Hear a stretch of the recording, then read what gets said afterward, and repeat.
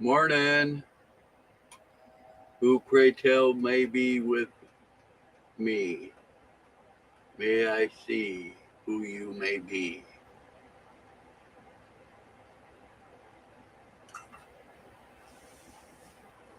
Oh.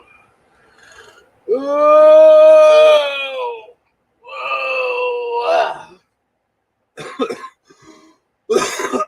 Oh.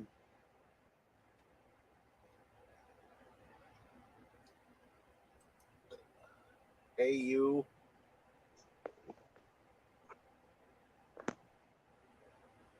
You're not talking today? Yeah, good morning. Hey, how are you doing this morning? I be wondering why your ass can't say good morning live at 5. I be like, who the hell you think he talking to? Like, can he say good morning live at 5? Like, he just wake people up like they late to the lounge, like they late to work. The fuck? Tough job, but somebody got to do it, right? Oh my gosh, you a slave driver. I know. Dang. Capital A. You didn't dox me, did you? I mean, dock me, not dox me. You didn't dock me, did you? For I being did late. all of it. I did all of it and then some. You silly. How you feeling today? Pretty good. Good. Anna Amy, come last night. no, she's coming today. Okay. How did her dentist appointment go? I guess they tried fucking with her. Hang What you on. mean? Hang on. I'm making some coffee. I'll tell you here in a second. She went there to get her, her new dentures or whatever, and Hmm. she walked in and she was, they told her that they were only going to give her a partial, and she said no. I got okayed for a whole, my whole dentures or whatever, and Hmm. they gave me the fitting for it, this, that, the other thing, and they tried arguing with her for like 20 minutes, and they wanted her to sign some piece of paper, and she's like, I ain't signing that fucking piece of paper until it says what it's supposed to say. And so I guess after a half hour later or whatever, they finally figured it out. And Hmm. Yeah, see, they want you to accept they don't pay attention to the orders, right? So then when they mess up, they want you to accept their mess up. They don't want to own it. They want you to accept it. You know what I mean? So if she had accepted them putting that partial in her mouth, that would have been the end of that. And then they'd have tried to charge the insurance again. 4 grand, Stop, Kenzie. Yeah, four that's it. thousand dollars. Isn't that They pay. crazy? Yup. And I heard that, and I go, and you wonder why I ain't got no fucking teeth. That's why I'm trying to honor these little seven I got left in my mouth. Well, then she goes, oh, well, I'm gonna, see about getting you some teeth or whatever. And I told her, I says, right now, me a place to live is a lot more important than a pair of fucking teeth. Exactly. Like, like For if four people grand, gotta be, that's a good payment on a damn, piece of property. yeah, stop it, Kenzie. If people have to, if people have, if you gotta be light because of your teeth, then look, because that's kind of what Paul was saying yesterday. He said, he was trying to give me some props, but I think he just wanted me to come up on his panel. But he said, that I don't be chasing nobody, like I don't be, trying to put myself out there and stuff like that, right? But my life always been, no one found me attractive because of, the stuff that was going on in my life, the child abuse and stuff like that. So I always got picked on for not being attractive, right? Bullied and stuff like that. So and Right. then when I, started trying to be cute and ladylike, other things started happening. I started being taken advantage of. stuff like that. But then when I got, I started thinking for myself and I got myself together, I became more comfortable with myself, right? And Right. stop allowing other people's opinion of how I should look or how I look. You know what I mean? If you don't find me attractive, that's okay. You know what I mean? But I always I wanted people to see me, my heart, Right. see Right. me for who I am. And I think that's why I have the energy that I have with everybody, because people see me for who I am, not because I'm sick, because I ain't got, I ain't sitting up here with my boobs hanging out, trying to flash and smile and trying to get everybody to start simping on me because I'm a woman, right? Right. Right. Um, my mother was kind of tomboyish. She rode a bike all the time. She stayed comfortable, right? So that's how I started living. I started being comfortable with me, comfortable with the way I dressed, because dressing sexy and all that, I'm not trying to impress nobody, Right. right? And then every time I try to impress myself and dress that way, niggas don't know how to act, right? I can't put on a tight pair of pants and go outside without somebody trying to touch my ass or touch, oh, you look good. Oh, what you doing Yeah. tonight? Oh, you know what I mean? Like, come on, like, no. So that's why I believe I started dressing comfortable the way I wanted to dress and not to Right. please nobody else.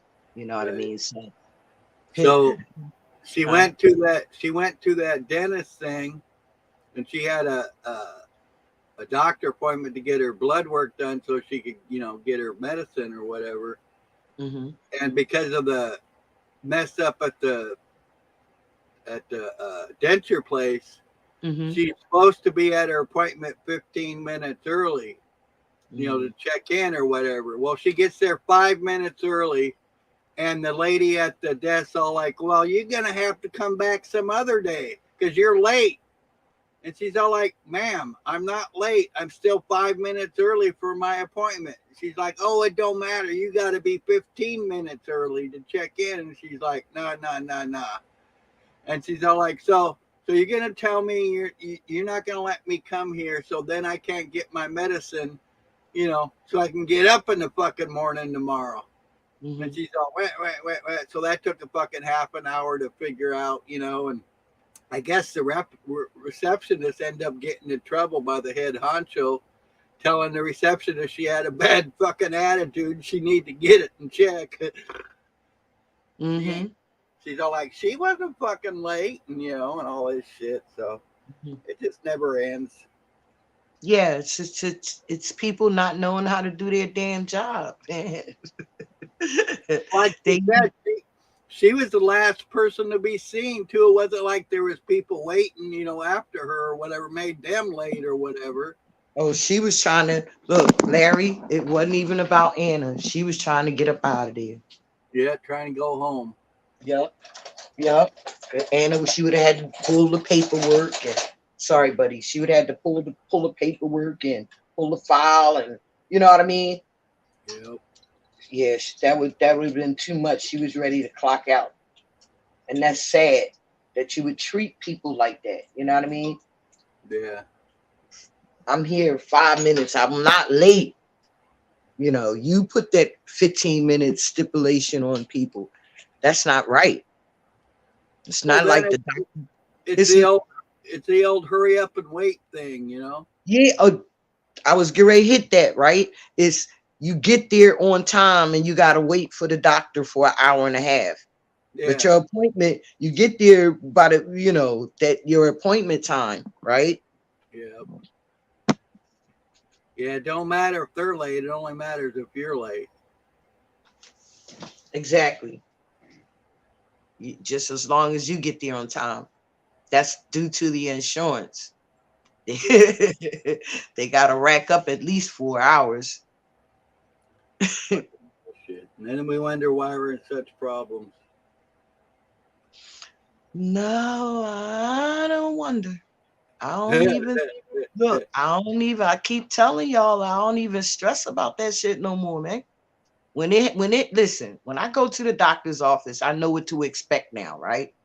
And Yeah. if I'm there on time and I'm sitting in that office, sitting waiting for the doctor for an hour, trust me, a half an hour is too long. I'm gonna say something, right? Yeah. Yeah.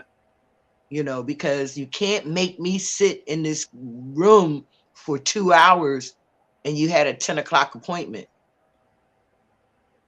Yeah. You know, so but people don't say nothing, they just wait, and you know what I mean, they just okay with it. If you don't I stand for know. something. I've known people that have gone to the hospital, sat there for 14 hours, and never got seen. Got tired of fucking waiting, and then went home because they got tired of waiting there for 14 fucking hours. And that's what they do. And You it's like, get, and they were there for their heart too.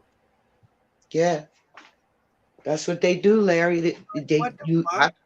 I've sat in the late in the emergency. I've watched them sit at the damn counter. You know where they sit at? If you sitting in the outside in the hallway of the emergency room, not the waiting room.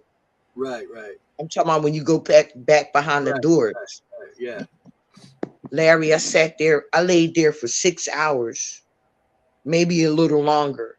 I watched them. I just watched them. I shook my head and I just watched them. They talking about they had other emergencies. I said, I watched y'all all this time just sit around and absolutely do nothing. Then y'all had lunch, dinner, break. I, I I said, listen, just give me some Tylenol. I'll go. Oh, we can't do that. I said, listen, I'll go home. And I did the same thing. I left. I yeah, said, I don't need. They wanted to put me on the IV. What are you putting me on the IV for if you don't even know what's wrong with me? yeah. Right? You ain't even examine me, but you're gonna stick a needle in my arm and leave me sitting for 8 hours. That Right? You don't reminds even me know. too, because Anna, after that receptionist, gave her a bad time or whatever. She goes, "Are you the one that's going to be drawing my blood? My blood?" And she goes, "Yes, ma'am." She's like, you ain't fucking touching me." She's like, "I don't care if you got to go get somebody off the fucking street. You ain't fucking touching me." He's like, "You all mad at me and now you want to stick me with the needle? Yeah, I'm sure you're going to miss that vein real easy, aren't you?" Well, I hope. Look, well, I don't want her to mess up, right? Because if she ever had to go back there, sorry, Larry. I'm just Every trying to make fucking this month type. to get her damn test. Huh? It says she's got to go there every month and get tested Yeah, that's crazy. for 52 fucking things. But don't she got to go to the other doctor on Thursday? Yeah, she's doing something. I don't remember what, but something. Yeah, Oh my God, Larry. God, why I gotta keep up with your shit? it's a tough job, but somebody got to do it.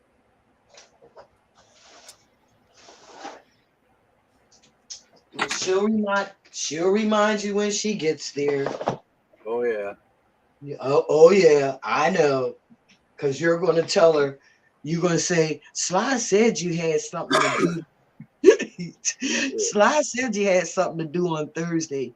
I couldn't remember. What is it, baby? I think she might be getting her. No, it's 2 weeks for her teeth getting pulled. That's right. I'm not telling you, don't yo, don't be trying to get me to tell you. I'm not telling you. You gonna try to I think no that's the, I'm not telling you, Larry. Damn Get you. that since you wasn't paying attention, then you had to get that shit from your woman. It's senility. I'm sticking to it. Senility. Hey, whatever that word means. Hey. Good. Yo, yesterday we had so much fun in the chat, man. Let me tell you. Everybody, did you see it? I don't think so. Everybody had a pit. It was top February Z granted February 28th Talcott Day. Oh yeah. Yo, everybody had their profile picture was Talcott. Oh man. Yo, it was Talcott all over the place, man. It was the whole broadcast was damn near until his high wore off. When his high wore off, you can see the difference, right? then he quit. He quit cot. That's what I called it. He quit cot. Quit cot. That's some funny shit. Yeah, man. That man's glutton for punishment, I'll tell you. Yeah, he sets himself up for that though. He sets himself up for embarrassment, right? Yeah, I did see where he was showing a Paulo Talcott, like, I don't know, a few years ago, talking about, how he needed money for his house and shit. Yeah, so and then I put, damn, still on the same loop. He looked a lot different in that video. He looked younger, didn't he? That's why I kept telling him he needs to cut his hair and shave and shit. Pluck his damn. He looks like a damn caveman. Yeah. Brian O'Shea looked damn better than Talcott. What, dude? It's too early. Don't give me that look. But look, Larry. What? Look, Paul said, that I was a little loud, right? And I thought about it, see if they knew my past and all the stuff that I've been through, right? Like one sense gone, other ones get enlightened. You know what I mean? So if I go blind, what I got left but my voice, right? Yeah. So if I can't see anything, I'm gonna want, you know what I mean? I'm gonna want to be heard and for my voice senses. And then too, it's hereditary because my whole family is loud and how you say interactive. You know what I mean? My whole family is like that. We just a hyper people. Yeah. You know what I mean? Like it's not really true. Even though I stick my chest out and I talk, right? But it still just comes from being, the culture of my family. Right. Because other people don't take time and think about shit. You know what I mean? They just go with it, and then some people will run with it and say a whole bunch of shit, and it don't be true, right? And that's why I don't even like to be labeled, right? Don't label me just because you look at me. Don't put no label on me. I know I said LGBT one time. I mean, before on the panel, right? Because somebody was saying some hateful stuff about Thomas, and I didn't like it, so I claimed, you know what I mean. But really, I just support that. You know what I mean? Like I wouldn't want nobody to get harmed. LGBT, whatever, whoever. I want nobody to get harmed, right? So I don't like labels. I never did when I was coming up. No matter what my preference was, right? Don't label me as no boy. No, I never tried to be a man. Right. What you hear and what you see, never ever tried to be a man. Never ever thought that I can fight a man. Right. You know what I mean? And people get into their minds and they automatically go with the label. And they say, like Paul said, was she dressed kind of boyish, right? That's to the people that got in their mind, LGBT, gay, lesbian, whatever. That's the label. That's why I don't label people. Yeah. Well, I think when you label somebody, it just shows how shallow you're being, you know? Exactly. But you're only labeling people because that's what you was taught to do. Oh, yeah. Oh, yeah. You know what I mean? You was labeled to separate black and white. You know, you were Yeah. labeled to. I mean, you know, you was taught to. I'm sorry, you were taught to separate and label black and white. You was taught to separate and label man and women, right? And the Right. only reason there's a difference between man and women because of their uh we with you know their sexual stuff, Right. right? Did you But they're did still you go did you ahead. see Moose got stuck yesterday? Who Moose. stuck where? He got they I guess they went to go leave and then they got I don't know like an hour from their house or whatever and got snuck in the snow. Oh no, I didn't see that. I think Yeah. he was in the chat. I think he was in the chat being Talcott, but he wasn't using his name. I think. Oh, I'm not sure, but I yeah. think it was Moose because I kept messing with him. Yeah, I was in and out of there. I never really spent too much time there. Yeah, man, I was there for at least 5 hours. Yeah. It was Yeah, pretty I good. mean because the first 5 hours was pretty good. Yeah, the few times I watched it, he was spouting some fucking truth. That's for damn sure. Exactly. And listen, so this is where he thought he said that he thinks I like him, right? Like, like him like that, right? Who, Paul or Talcott? Paul. Yeah. So I had to send him I had to send him a little donation to tell him no, wait, nigga, I only like your spirit. Like, you know what I mean? It's not you, it's your spirit. Right. then I made a joke because um what's his name? Jeffrey had said, something about the 300-pound asshole, right? So so Paul picked it up and he got he had a little commentary behind it. So when I sent him his donation, I said, I love your spirit, your 350-pound asshole. And he was cracking up. He laughed and he told everybody what I said. It's funny. Morning, Danny. Good to see you too. Good morning, Danny.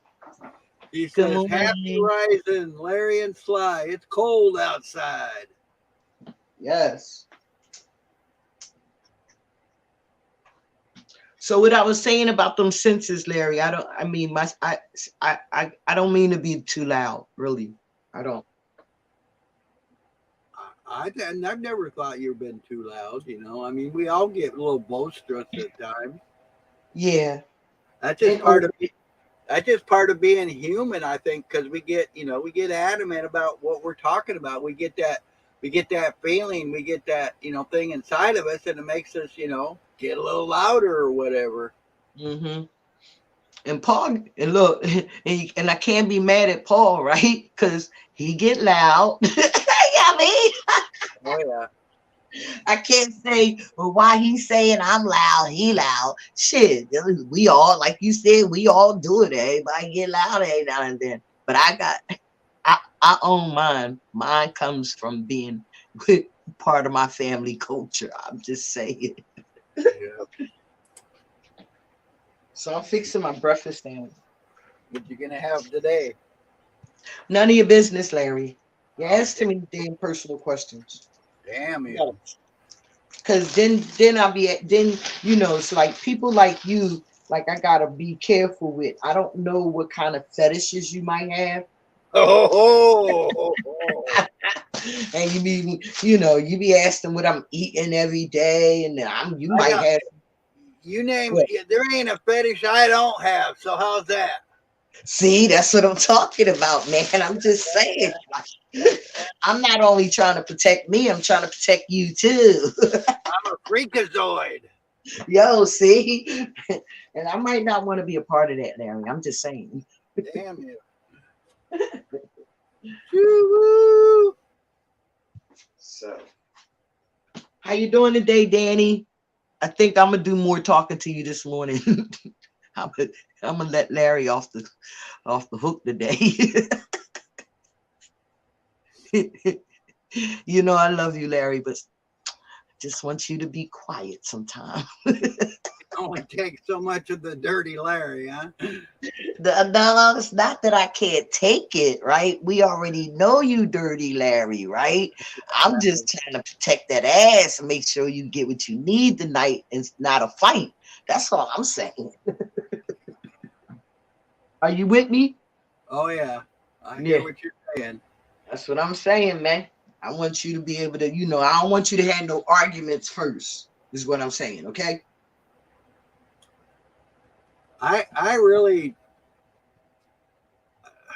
I wouldn't say I'm an arguer, really. I mean, there has been times I've argued about shit, but not you, Larry. Not, oh my God, Larry. I'm just Larry. saying for myself. That's it. Oh, okay. I get frustrated sometimes kind of easy. And my frustration builds pretty quickly sometimes. Mm-hmm. But I have definitely improved on that big time. I still need some more improvement, but from even 2 years ago, I've improved 100%. Okay. I think you're trying to deflect and take me off that conversation. I got you. I'm with you. I'll follow you.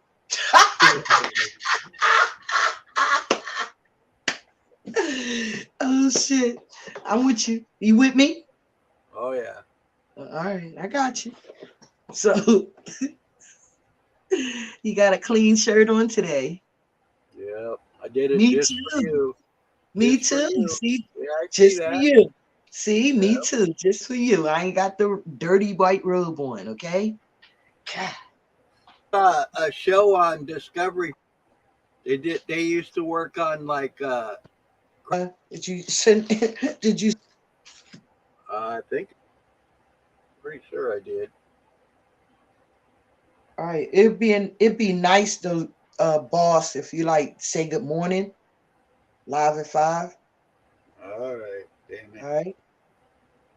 Yeah, cause that mean cause it just seemed like you really don't care. Just get your ass up and get your ass up and get to work. Get your ass up and be with me, damn it. Get to work. Fuck Driver, huh? Uh-huh. Yeah. Yeah, that's what I'm saying. So Danielle says she's got the same sweater she had on yesterday. Hey, and look, being as though Larry is, and other people are starting to be a little judgmental, right? Oh, I got to be pulling out shit, getting dressed the crack of dawn in the morning and show the people I'm not really a bum. You know what I mean? Like, I just burnt Larry. I turned the damn toaster up to 4, and look what happened. holy shit! That's on 4, Larry. Yeah, that's crazy. Damn, that's a waste of 2 slices of bread, man. At least it burnt the whole thing and not half of it. Well, that's because it was on 4. If it had been on 3, it would have burnt half of it. Yeah, good. If it's on 2, it's mellow. Yeah. Try this again, Larry.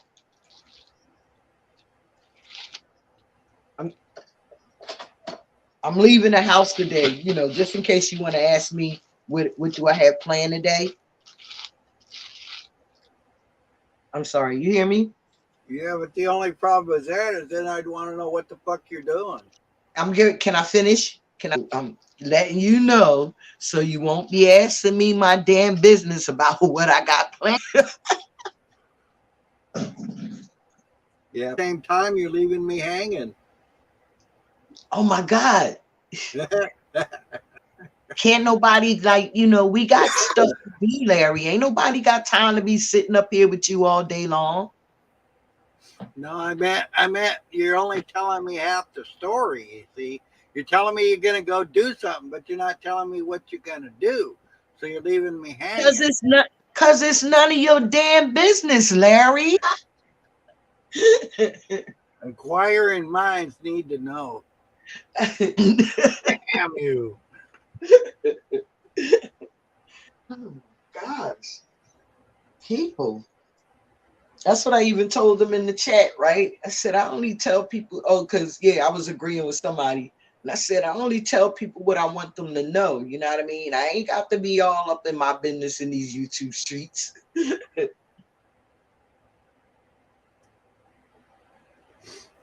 But, you know, when you try to put me out there, I got to verify some things. You know what I mean? People be trying to put me out there and they don't really know me and know the real person. And they start trying to figure me out and label me and all that kind of shit. You know what I mean?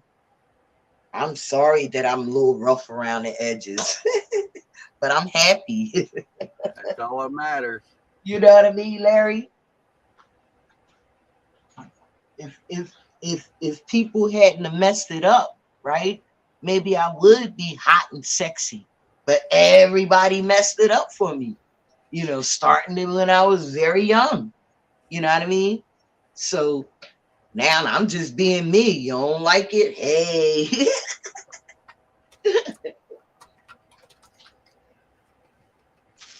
Well, Right there. you're hot and sexy to me, so there. Thank you. Listen, when I was in these YouTube streets, man, you wouldn't believe. You wouldn't believe. And it's not that I'm not attracted to men, right? It's not, you know, I find men attractive. Ain't trying to get with them, but they attractive. Right. You know what I mean? Just like a female. If I see an attractive female, she's attractive. That don't mean I'm trying to get with her. People don't know how to admire people for the right reasons. Oh, yeah. You know what I mean? That's a definite. Like I admire me because of my spirit. Well, that's what makes you beautiful. Yeah. I think other people admire me because of my spirit. Oh yeah, at least the ones that can see you. Yes. We go in with blinders on, we're going to be blinded. Yes, some people are, man. Listen, some people are. They definitely blinded. They already know what you're going to say before you say it. You know what I mean? Oh yeah.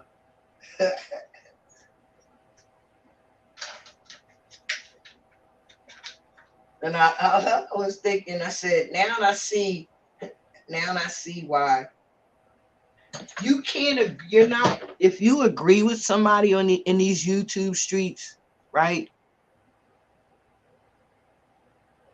They want to say the craziest shit, right? Like my boy said the other day, you know, he seen me with dick and balls in my mouth, right? Yeah. Why? Because I'm being real and honest with how I feel about a person, right?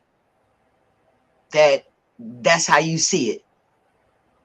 Right. Just But because you're agreeing with somebody don't mean you have their dick and balls in your mouth. right, exactly. Or just because I like you or show you attention doesn't mean that, right? Right. Right. So, but if I see you through my eyes trying too hard, right? Trying too hard and still not getting it, trying too hard and just still not getting it, then I'm going to say what I said, right? But what I said still was in private, right? Right. So how it offended you I couldn't grasp that, right? Because if it offended you, then that's when you should have dealt with it, right? Even if you got after you got off the broadcast, you could have dealt with it, Right. right? So But instead, to be funny, hurt my feelings to try to still grab on daddy's nuts. Yeah. You understand where I'm coming from? Oh yeah. Oh yeah. Yo, hey Larry, Talcott was microdosing yesterday, man. Oh yeah. Yeah, I think so, man. If you go back and watch that broadcast, he was definitely microdosing. Uh, I mean, trying to because get enlightened, huh? huh? He was trying to get enlightened. He was trying to loosen up so he can enjoy being on the broadcast, right? Yeah, yeah. As soon as that shit wore off, Came to reality and said, "Fuck that, yup, huh?" yup. I mean, he was. Oh my god, you could really see it, Larry. Like, really, really, really see how happy he was.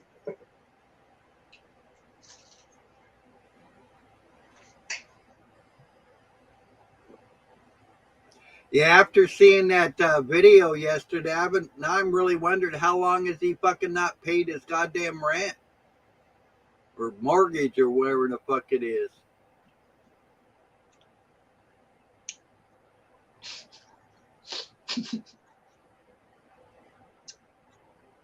I'm sorry. Wait a minute. I'm so sorry, Larry. Right? Now, I can only tell you what I heard through my own ears, Yeah, not what somebody else said. What he said out of his mouth. He invested $60,000 last year. That's why he couldn't pay his mortgage. holy He fuck, lost the 60,000. that's just fucking stupid. Now you wonder why you get the response from the chat, a response from other people, because you're putting it out there that you are irresponsible. Right. So what are we to judge, Larry? If you putting it out there, what are we to judge? Yeah, Right? yeah. Come on, Larry. I need you to come on, Larry, man. Come on, Larry, man. I need more. I need more, Larry. Damn it, Scotty. I need more power. I can't, Captain. She's falling apart at the seams.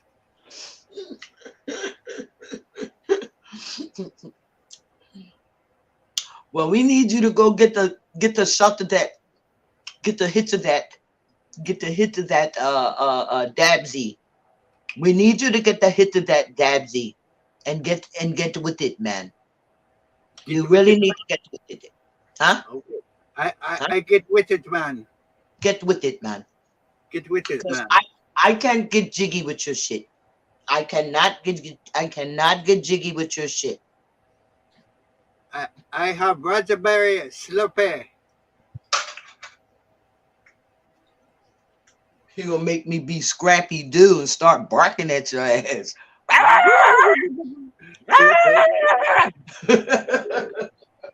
That was some good old cartoons, though. Yeah, Scooby Doo and Scrappy Doo. Oh yeah. Scooby Doo. I like Yogi and Boo Boo too. Oh yeah. Got a picnic basket, brother. Give me the picnic basket. Now, Larry, you're kind of messing up my flow, man. Like, how is anybody gonna take us serious? I ain't got a serious bone in my damn body, so there. And they get mad at me for having bits all the time. I'm one big fucking bit. Bite on this. That's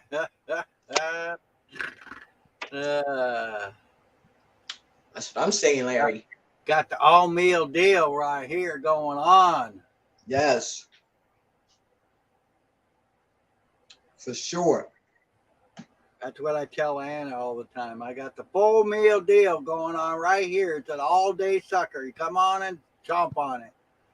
That's why she love you so much, man. Yeah, because I'm a freak. You ain't mess. Oh, I ain't gonna say that. I was going to ask you something personal. I'm sorry. Freaky I was boy. going to ask you something personal, but no, I'm good. I'm good. It's none of my business, Larry. I already answered it. Okay. I don't answer questions. Yeah, right. Except all of them. I saw another one of those traveling freely videos today. Oh yeah. Young, somebody in there in the comments talking about, well, you didn't see the end when they took him out the car and impounded his car. Like, yo, well, if you believe that happened to him, YouTube some other videos that show you that don't happen all the time. Right. Right? Did you ever see that one with the old man? And I think it was in Texas, and he gets pulled over, and he ends up like 4 cops by his car telling him to get out the fucking car and shit. And the old man goes, well, we're gonna have a gunfight right here in the middle of the road here, and the cops all like, oh, and then they come back and they're all like, oh, well, you have a nice day, sir. Right? Because they were trying to provoke and escalate a situation that didn't need to be escalated. Yeah. People are waking up to their rights, man. People are waking up to their natural law. I should be able to travel freely from point A to point B without you harassing me. Oh, did you happen to see the video I put up on Facebook yesterday of Joe Cool's video about the little kids going into their house, and fucking ATF fucking goes, oh, well, we got to see those kids because they jaywalked. Oh, yeah. You got to come outside right now because they jaywalked. Hey, Larry. Huh. Larry. What? I be posting all of. I be sending you to some of that shit, man, and you don't never watch it. Yeah, I do. No, you don't. Some of them, not all of them. No, you don't. But yeah, I did see that video, man. I'm quite sure I posted it on my Facebook page too. But yeah, that was pretty ridiculous. Joe Cool got a lot of videos, man. That's the first one I actually seen of his posted. I've been subscribed to him for a really long time, and that's one of the first videos I've ever seen pop up of his. You have to get him in your algorithm. You have to watch his videos. Yeah, start watching more of them, I think. Yeah. Yes.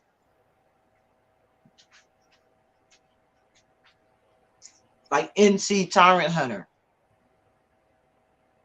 Yeah. Yeah, what? To what you said. What am I saying? Nada. You don't answer questions. All right, listen. NC Tyrant Hunter, sub to his channel. I'm giving you channels that you might find interesting and get a laugh out of, and learn some things. You know what I mean? Yeah. I think I have him in my thing. I'll have to look. All right. See, what I want you to do is stop thinking about them, right, and start watching them for me. Yeah. Oh, I understand. Okay. You got me? Oh yeah. Rogue Nation, Rice Crispy. Yeah, I definitely have him. Georgia Transparency. I don't think I have him. It's so many, man. It's just so many that if you watch their videos, you would understand so much. and everybody is, people are attracted to the real crazy auditors that confront the police and talk any kind of way and stuff like that, right? Yeah. But I also know a lot of them that don't act like that. Right. And these are people that have won lawsuits and stuff like that, and have made, brought awareness to the people and to the government on things they need to change. Yeah. Long Island got ripped off in his last hearing. I don't think so. You know why? Because they exposing so much about them, right? It's a win for him, for real, because he's exposing how corrupt they are. Well, that's true too. I'm just saying that he should have won instead of lost. But yeah, he still. I think on when he gets to bring it back up, he should do a little better. But it shouldn't have gone that far in the first place. I don't think. Did you see? People had to watch the corruption part of it afterwards to see. Right. The judge had already been knew he was going to get the case before he got it. He was already biased. Right. You understand what I'm saying? He was already Oh, yeah. biased. So he had to do something, $90 stupid whatever citation, right? Yeah. He had to do something because he already made the commitment to whoever that, oh, don't worry, I'll take care of this. Yeah, I got your back. Yeah. Yeah. Not Long Island. Yeah. They rub elbows together. Oh yeah. And that's what he's showing. And that's what him and his partner is showing, the corruption in that town. Yeah.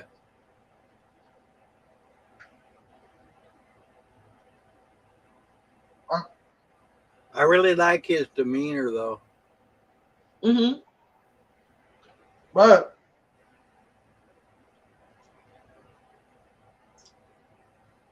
he doesn't really interact with his fans. Not too much, no. Yeah, I know. I've been following him since his first arrest. Yeah, right.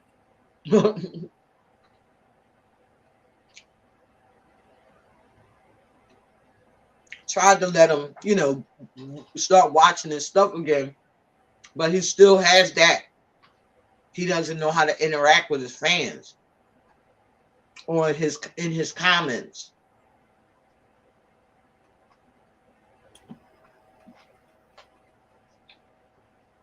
He used the excuse he get too many emails, it's too many comments, whatever. You ain't got to read them all, but you can pick out a few and let the fans know you are seeing their comments. Right. But that boy, that man can pull 2K in his chat. Oh yeah. Yeah, his numbers have increased this last couple of years big time. Yeah. You know why? I think it's mostly because of his demeanor, the way he presents himself. No, because some of the auditors tried to throw him under the bus. Oh, I didn't hear about that. Yeah, I did. Tell you, I've been in these YouTube streets for 3 years now, Larry. I think that's kind of fucked up though. I mean, I feel they should all support each other because they're all doing this, they're all trying to do the same thing. I said the same thing. Right? But when your numbers, like they tried to do the Amagansett Press. Amagansett Press was doing shit different than them, but his numbers were still going up. His son's numbers is going up. So now we're gonna hate on him. We're gonna follow the fraud. We're gonna follow the frauditor channel, and now we're gonna hate on Amagansett Press because his numbers are going up. There's enough goddamn people out here for us to all have our fucking numbers. Yeah, but a lot of people don't know how to present themselves. You know what I mean? Oh yeah, that's a problem. Man, this last 2 grams I just went through like it was water. See, that's why you're not awake fully, because you start off getting high first thing to crack the first thing crack a worms crawling. You know what I mean? Crack of worms. So Ah, you funny. yeah, I know. Yeah. I think that's what keeps my personality going, right? What was Because what was that? like, I didn't hear what you said. oh no, I was saying that's where I think my personality comes in at. Because I like being comical, I like being funny. You know, I'm an uplifted person. I'm not a down person. So Right, right.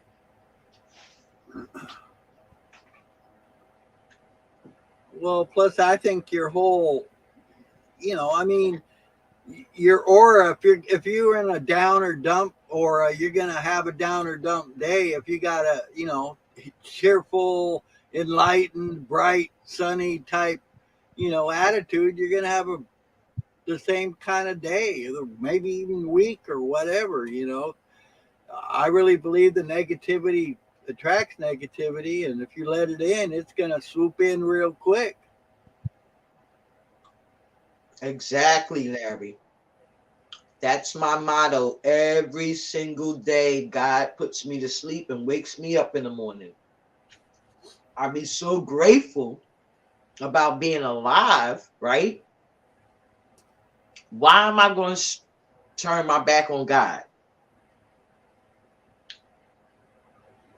You Yeah. understand what I'm saying? Oh yeah. Did you happen to see Sum's Nope, broadcast last nope, night?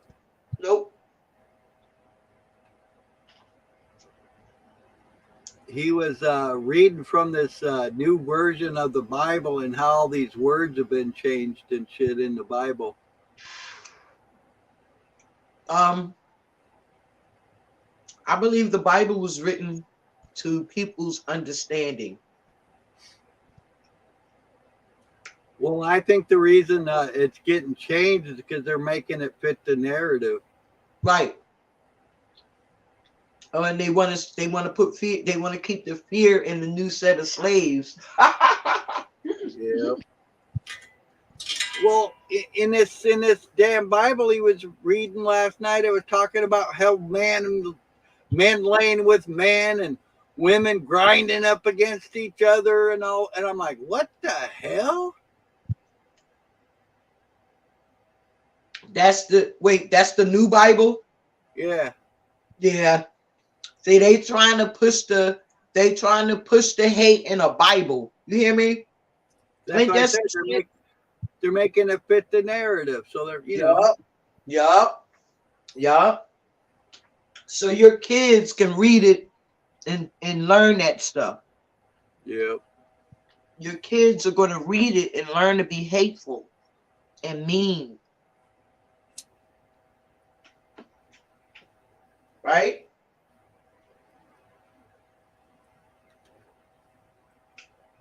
Hey Larry, you gonna have to talk to me, man. These silent 6 second delays are killing me, man. Hey, I'm taking a damn hit. That's why you ain't got none, cause you ain't. I mean, cause you just taking hits, man. What the Yeah. hell? It's a tough job, but somebody got to do it. No, you know what you're doing. I'm gonna tell you what you're doing. I mean, want me to tell you what you're doing? All right. Can I? Yeah. You know you're about to get a couple of dollars, so you just going fucking plumb happy. Could be. I ain't no could be. I ain't stupid. I've done it. I mean, like, come on, man. Why you think? Really? Did you just say could be? I don't answer questions. Look at you. Look at you. Got to be that high to deal with me. It had nothing to do with you. It had Oh to do shit! with me. So you gotta. So am I switching? Am I switching faces? Do we have to have one of them serious talks? Don't fuck up my high.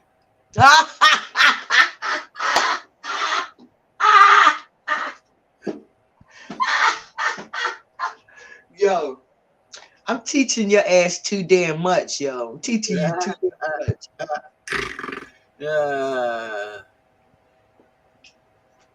That's what I'm saying. He said, "Don't fuck up my high."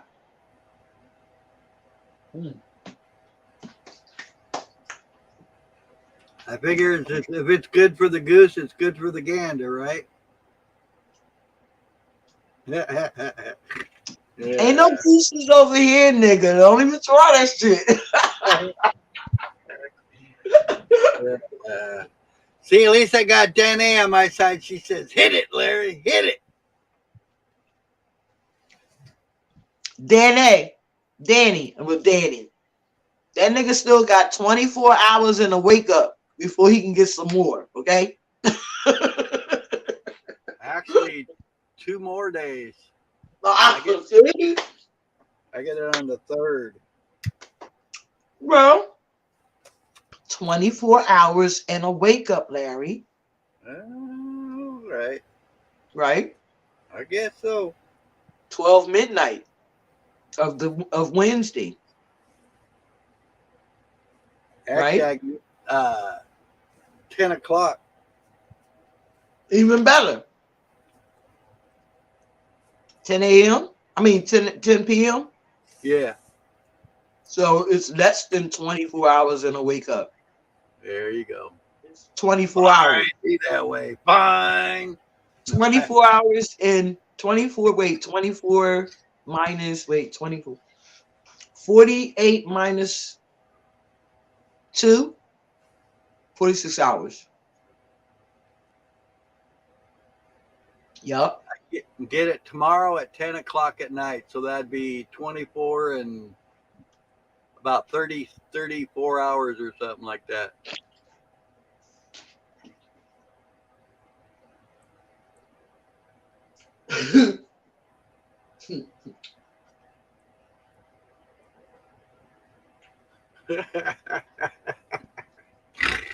Oh, man. It's not going to blow my high, Larry.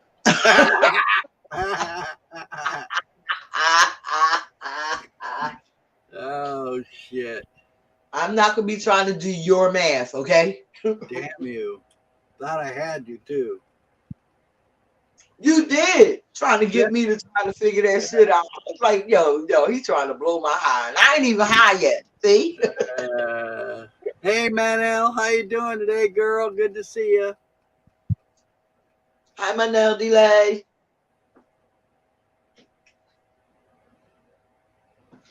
Yo. A lot of people are making up chats on Facebook. Oh, yeah? Yeah. Audit Them just made one. You heard of Audit Them? He just made one. On Facebook? Yes. Yeah. See, that's what I'm saying, Larry. I wish that I could really show you with, the people that I follow and the reasons why and stuff like that, so you can kind of like have some things to talk about, man. I wish there were some things on here that are on Facebook, incorporated on YouTube, and there were some things on YouTube I wish that was incorporated on Facebook. I think you could have a lot better experience. Like, I really think on YouTube we should be able to click on a person's name, get right to their profile instead of having to copy and paste it and other shit. I think we should be able to DM each other. A lot of different things I think would make our experience a lot better. All right, listen. A lot of people are using their real names on Facebook. Right. They're not doing that in the YouTube streets. Right. So a lot of people don't want to mix up their, you know what I mean? Oh, I'm not saying they should cross platform. I'm just saying that they should have some of the same features. Oh, they do. No, we can't. We can't PM nobody on YouTube. We can't click on their name. We have to copy and paste it.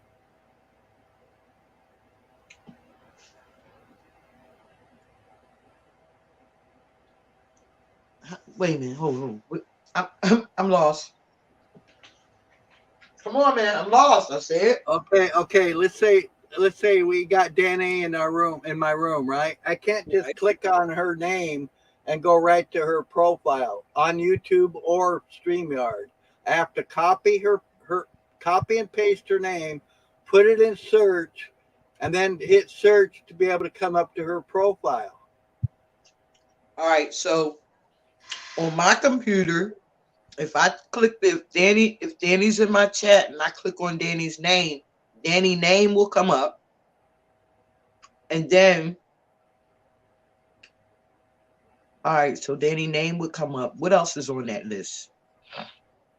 You see, on Facebook, you can click on somebody's name and go right to their profile. On YouTube, you can't. Yes, you can. That's how I usually get. That's how I usually find people. Like, say if I'm watching your video, right?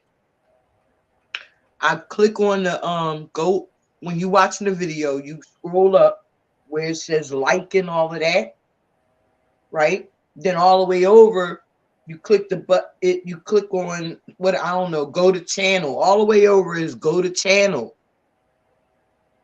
Go to the person's channel, and then you click on. Oh, so you're saying it should be? I'm still not understanding because you Okay. can. What I'm trying to say is we got 5 people in our chat right now, okay? Right. I can't just go to their name in chat, click on their name, and go right to their profile. I have to copy and paste their name, put it in search, hit the search, and that's the only way I can go to their profile. Okay. On Facebook, you can do that. You can just click on somebody's name and go right to their profile and check out who that person is. Also on Facebook, you can click on somebody's name and DM them. You can't do that here on YouTube. You can't DM at all. Right, that's a different platform, Larry. All I'm saying is I think they should incorporate some of the same features, so you should be able to do that. Then the other platform wouldn't matter anymore. If one platform is doing everything all the other platforms are doing, all the other platforms wouldn't matter no more. I think the reason they're doing it is because they don't want us to be able to get in touch with each other that easy. They want to make it hard so we can't group up. No, they want us to share shit, share with each other. They want us to take shit from YouTube and share on the platform, on the Facebook platform, right? So the Facebook people can click on the YouTube video and go to YouTube. You understand where I'm coming from? Right, I understand that part, but what I'm saying is, I mean, I do understand what you're saying, that they should have the similar features like, DM and stuff like that. But what makes Facebook Facebook, and what makes Instagram, what makes TikTok, what makes Twitter, what makes YouTube? Everybody has their own platform, their own guidelines or whatever. You understand what I mean now? Oh yeah, I understand all that. So I mean, I know how people think that, it should be like that, right? But that's why we have different platforms to do different things. That's just my, what I see. But I mean, I understand what you're saying. It should be easier, but it's only hard for old folks. I'm sorry, I mean, break. Whatever. It's only really difficult for you senior citizens. I got your senior citizen hanging. Hey, yo, you better watch your mouth, Larry. I'm gonna tell Ann on him. Yeah, I can't. The dirty Larry slips out once in a while. I can't help it. You better stop slipping the hell out, buddy. I used to do that shit to my oldest boy all the time. He'd say something. I'm like, I got that shit hanging. Every time he say something off the wall, I say, I got that shit hanging. I didn't care what it is. Kitchen sink, jump rope, Tonka truck. I had it hanging, right? And then one day he's like 13. He's like, I said that to him. He's like, Dad, you know what? I'm like, what, son? He goes, you got a lot of shit hanging. And I just started busting up. Yup. That's what it sounded like to me. You had a lot of shit hanging. Yep.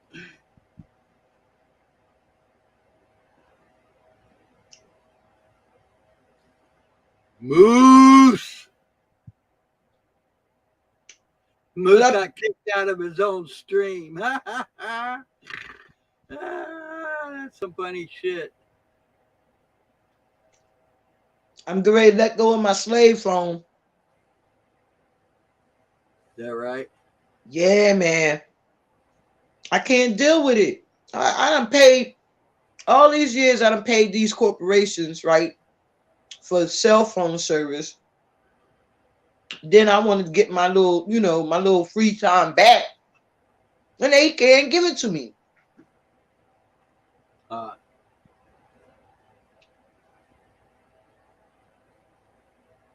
mean, I figure, what, 20-something years of having a cell phone, right? Never getting it turned off, never doing none of that. That I'm due some free shit. Yeah. I got the free internet, and then I pay for my phone $30 a month for that. So that's what I think I'm gonna do. I think I'm gonna switch the free phone to the free internet. I think it's fucked up. You can't have both. Yeah. Well, then they'll feel like you stealing too much of your own money back. Well, it's even worse is you can't, like in Anna's situation, only one person can have it in the household. It's like we're two different people. Why can't we have our own service, Because they don't want you rushing getting your money back. I guess. You know what I mean by that, right? Yeah, oh yeah. Like, hey, we ain't gonna give you too much now. The whole household get free service when you gonna go over your limit. We gotta give you this shit at our pace, not yours. Hey Larry, guess what his marketing thing was yesterday when I told him I wanted to take my number back? He said, well, ma'am, you know this is a free service, no credit checks, no this, no that, no that, no the other. I said, sweetheart, I appreciate your sales pitch, right? But for 20-something years, I was paying a cell bill, right? I ain't worried about that free shit. I want the right service that I want.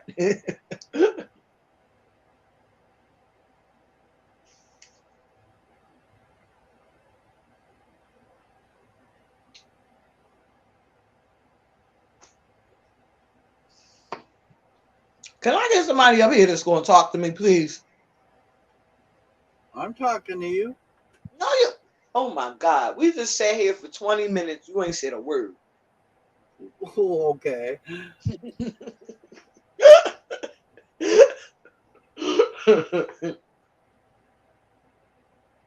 Oh, now you're going to even go off camera. Oh my God. I got to go to the bathroom. I'll be right back. Damn. What's the why you pee, man? Just well, you could have told me. The hell? I just did. Damn. Then they'll be saying that damn Sly, she talk too much. He like hearing herself talk. She sound like Talcott. She be looping. I'm sorry I'm loud, y'all. Paul said I was loud.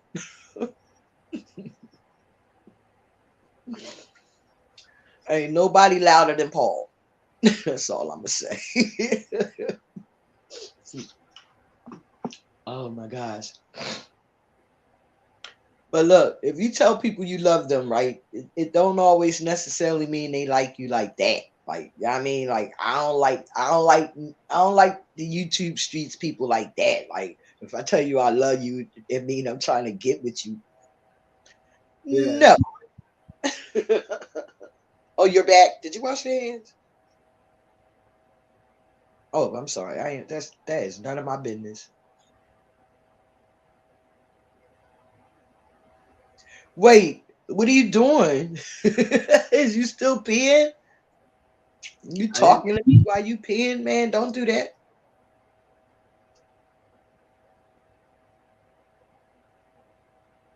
I'll give you a moment of silence. My breakfast sandwich wasn't what I wanted it to be. I'm sorry, Manel. I didn't see you Oh, that's down all right. That's okay. Everyone needs to go, Lou. Hiya. Thank you, Manel, for coming up here, child, because it is hard to keep Larry awake this morning. He done woke me up at the crack of dawn, made me get dressed. Yes, he made me get dressed. Basically, he told me, I'm tired of seeing you in that dirty ass white robe. So I'm gonna buy you a couple of robes so you can switch up. So I said, well, maybe I should just stop putting this robe on, because Nah, it's all right. Larry, Is it cozy? Larry is tired of seeing it, and I think maybe he want me to put some cool clothes on. So here I am. Put some cool clothes on. I like that. Well, I got loads of dressing gowns here. Like, they're coming out of my ears. So I'm probably going to have to bag them and take them down to, like, the clothes charity place Mm-hmm. where you get, like, a couple of quid for a big black bin liner. But, probably a good idea. You get money. We can't get not money. a lot. I mean, they don't give you a lot. I think the max you'll get for a black bin liner is maybe a fiver, but a lot of this stuff they just put excuse me, they just they shred it and then it's kind of put into like underlay and lagging in buildings, and it's not really used. It doesn't actually go to the places that they say it's going to. So it doesn't go and clothe anyone. It gets used in like commercial builds and stuff like that, like stuffing for cushions and shit. well, yeah, that as well, yeah, like cheap, crappy that you should not use because they're toxic. So try and stick to natural fillings, like feathers and stuff, because if you're healthy, that won't affect you. I mean, I've always had feather pillows, feather beds, as many natural fibers. I like a bit of sportswear, don't get me wrong, because they're all right for a bit. You can't wear them constantly because they get uncomfortable. That synthetic near your skin does become uncomfortable after a while. So definitely try and stick to natural fibers if you can, as possible. Yeah, cotton, all cotton for me, well, right? Nylon stuff is. Well, yeah, I mean, whatever works and doesn't cost you an arm and a leg, basically. Yeah, basically. Mm-hmm. But I mean, there's lots of other fabrics that to look into that are highly they kind of work with your body temperature. So if it's cold, they'll keep you warm. If it's too hot, they'll cool you down. Like silk is one of those. And hemp is one of those. Now, cotton is a little bit lacking because it takes a load of water to grow cotton. It doesn't take a load of water to grow hemp. Listen, I what I was gonna tell you. Oh man, sorry. No. Remember? We were just gonna. I was gonna tell you about. So if I go back a little bit, so I was talking about natural fibers and stuff. Oh yeah, yeah, And yeah. bring back Natural what fibers. Yeah, natural right. fibers. Like the only thing natural I knew was cotton. You know what I mean? Like I didn't know anything about Yeah, any other materials being natural. right. Oh, this is what I wanted to say. Thank you, Manel. You're so sweet. There you go. All right, I so knew you'd get it. look, I went through that hot cold stage already. You know Mhm. that mini thing. Oh yeah. I went through that already, Trust right? me. So my body now is kind of balanced out. I don't go through them hot cold flashes no more. You know what I'm talking about now, right? Well, stress does also like affect that as well. So if you're highly stressed and you're already in that kind of place, it will make You you feel. know, you know I don't get highly stressed. I get stressed and then I let that shit go. Gotcha. Oh. Look, You know, remember the other day? your laugh makes my heart feel so good. I love that laugh. So you don't ever Thank you, stop sweetheart. laughing. Yeah, it's genuine. It's Sorry, it's go on. really genuine. But Yeah, you were just saying like though. the other day when I got angry with the fellows and I acted out, right? I apologized to Larry for I acting missed out. it. I'm sorry. I missed all that. I don't get involved, and if it starts to get like that, I'm like, I'm gone. Yeah, yeah. You know what? Well, Like, no, after that happened, I did come back and yeah. they were calm. Hush, hush. They were, they understood what they were doing, Yep. and they kind of the whole paradigm shifted. Me and Tommy ended up talking for like another 2 hours. Well, You that's know what I mean? good. Yeah, yeah. I'm You sorry I know, called him Tom we Thumb, but still, he was we, really annoying. So I just, it was a way of going like that without being rude. yeah, yeah, That was yeah, the yeah, Tom yeah. Thumb. And that's what the part that I owned up to because I lashed out. I mean, I reacted, and I didn't mean to Right. react to being disrespectful. You know what I mean? But Yeah. that was the mama. That was my mama spirit coming out of me. Yeah. Yeah. You know what I mean? I got my mama spirit in me too, Paul. Well, this is it. Yeah, my mama had some spirit on her and all. Gee, She, if you did anything wrong, she had this look. She could just look at you and you'd be like, you couldn't move. She was Yeah, scary. it's that Wow. look. That's right. You know that Yeah. mama look. You get that mama look. Oh. You better snap back. You better pull it together. Mhm. Oh. Yeah, that was, yeah. Or you gonna be embarrassed. Your feelings gonna be hurt, and all that good shit. And your ass gonna be hurt too, right? Oh, So God, yeah. you Oh, gonna get all of that yeah. in front of people. And she had a wicker carpet beater Hmm. out. Yeah, it did hurt. And actually, I blocked that out for many years.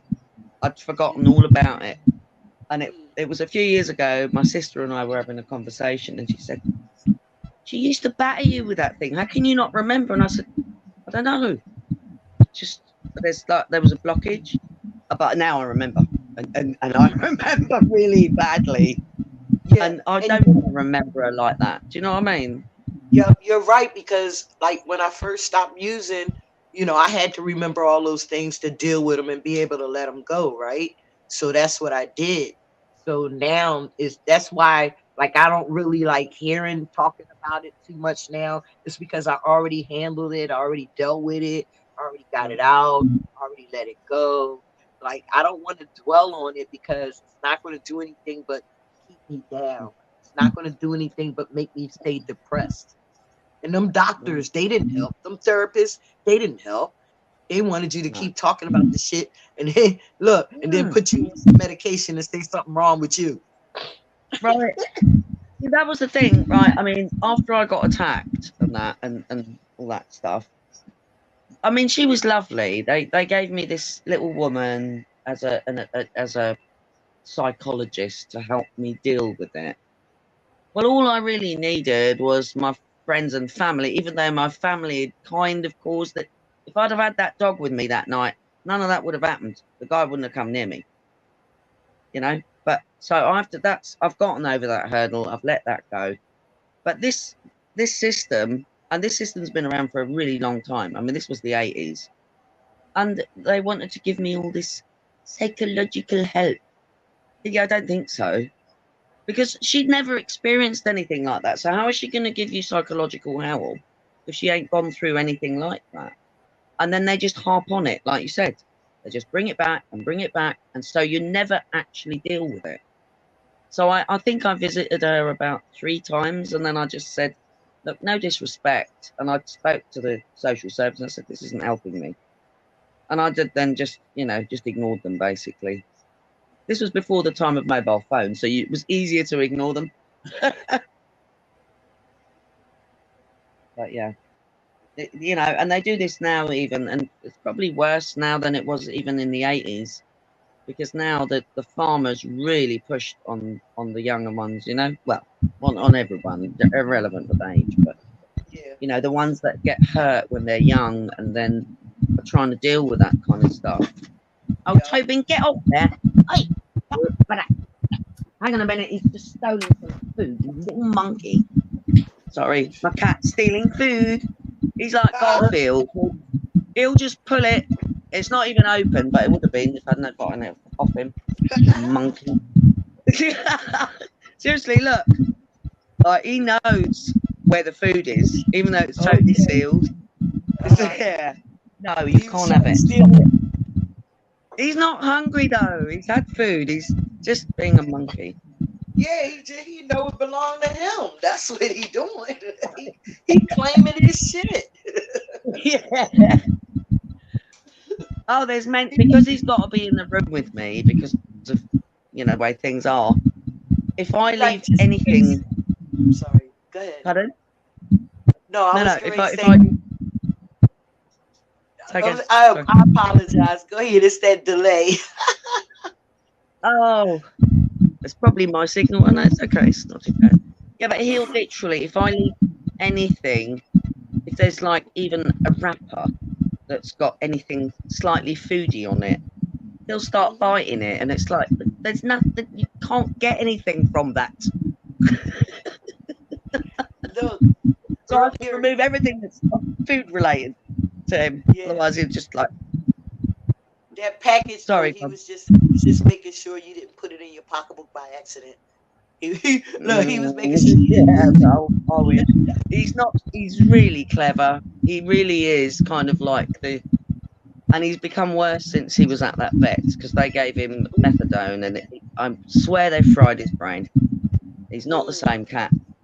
So he was never aggressive towards me until he went to that vet. Right. But it is what it is, and I just have to deal with it. But he's alive, so I'm glad I never listened to them blooming vets, telling me to put him down. Manel, they all rub elbows together, right? I know. Because they tell you your cat is sick. They tell you gotta put him down. You get depressed and heard about your cat dying or whatever. Then you get depressed. Then you gotta Then you gotta go on medication. It's all a plan, Manel. Look, they just be trying to set us up, man, all the time about everything. Absolutely. Absolutely. And so I went the other way, and I just went no. I was really polite. I said no, and I paid them the nearly 100 quid, which was on top of the 1,200 quid. But you and he gave me some medication, and I did it like really gently. So I actually reduced the medication, and then I didn't actually give him the full medication.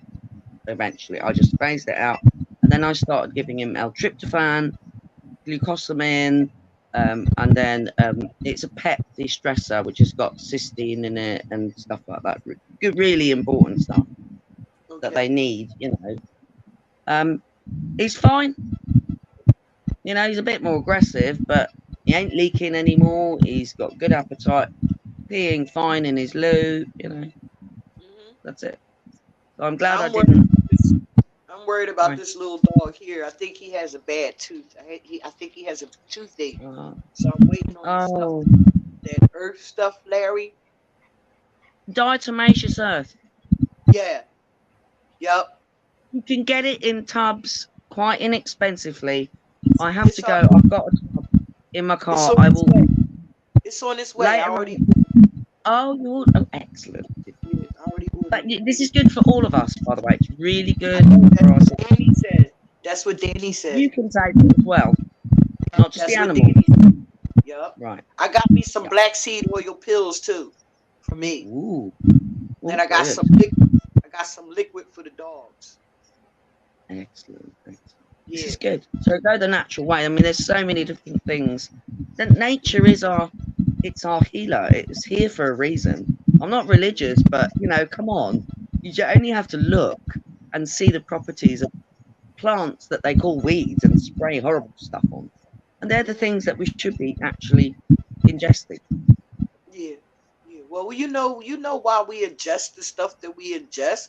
We were programmed to. You know what I mean? Right. We were programmed to eat certain foods. We were programmed to like McDonald's. They gave us a playground and told us to take the kids to the playground. I mean, to McDonald's to play with the fun man, the clown, and get a cheeseburger That and some French. burger, I had a burger the other day when I was on here, and I have had pain. So I don't think I'll be doing that again. Yeah, I can't. A lot of pain. I actually hardly slept last night. The pain's gone on for like yeah, all that of shit. the day and then all of the night, and it's still Look, not great. Manel, listen, we Mm. used to know every single time we ate from the fast food restaurants, if we had to go to bathroom right after you ate it, something wrong with that shit, yo.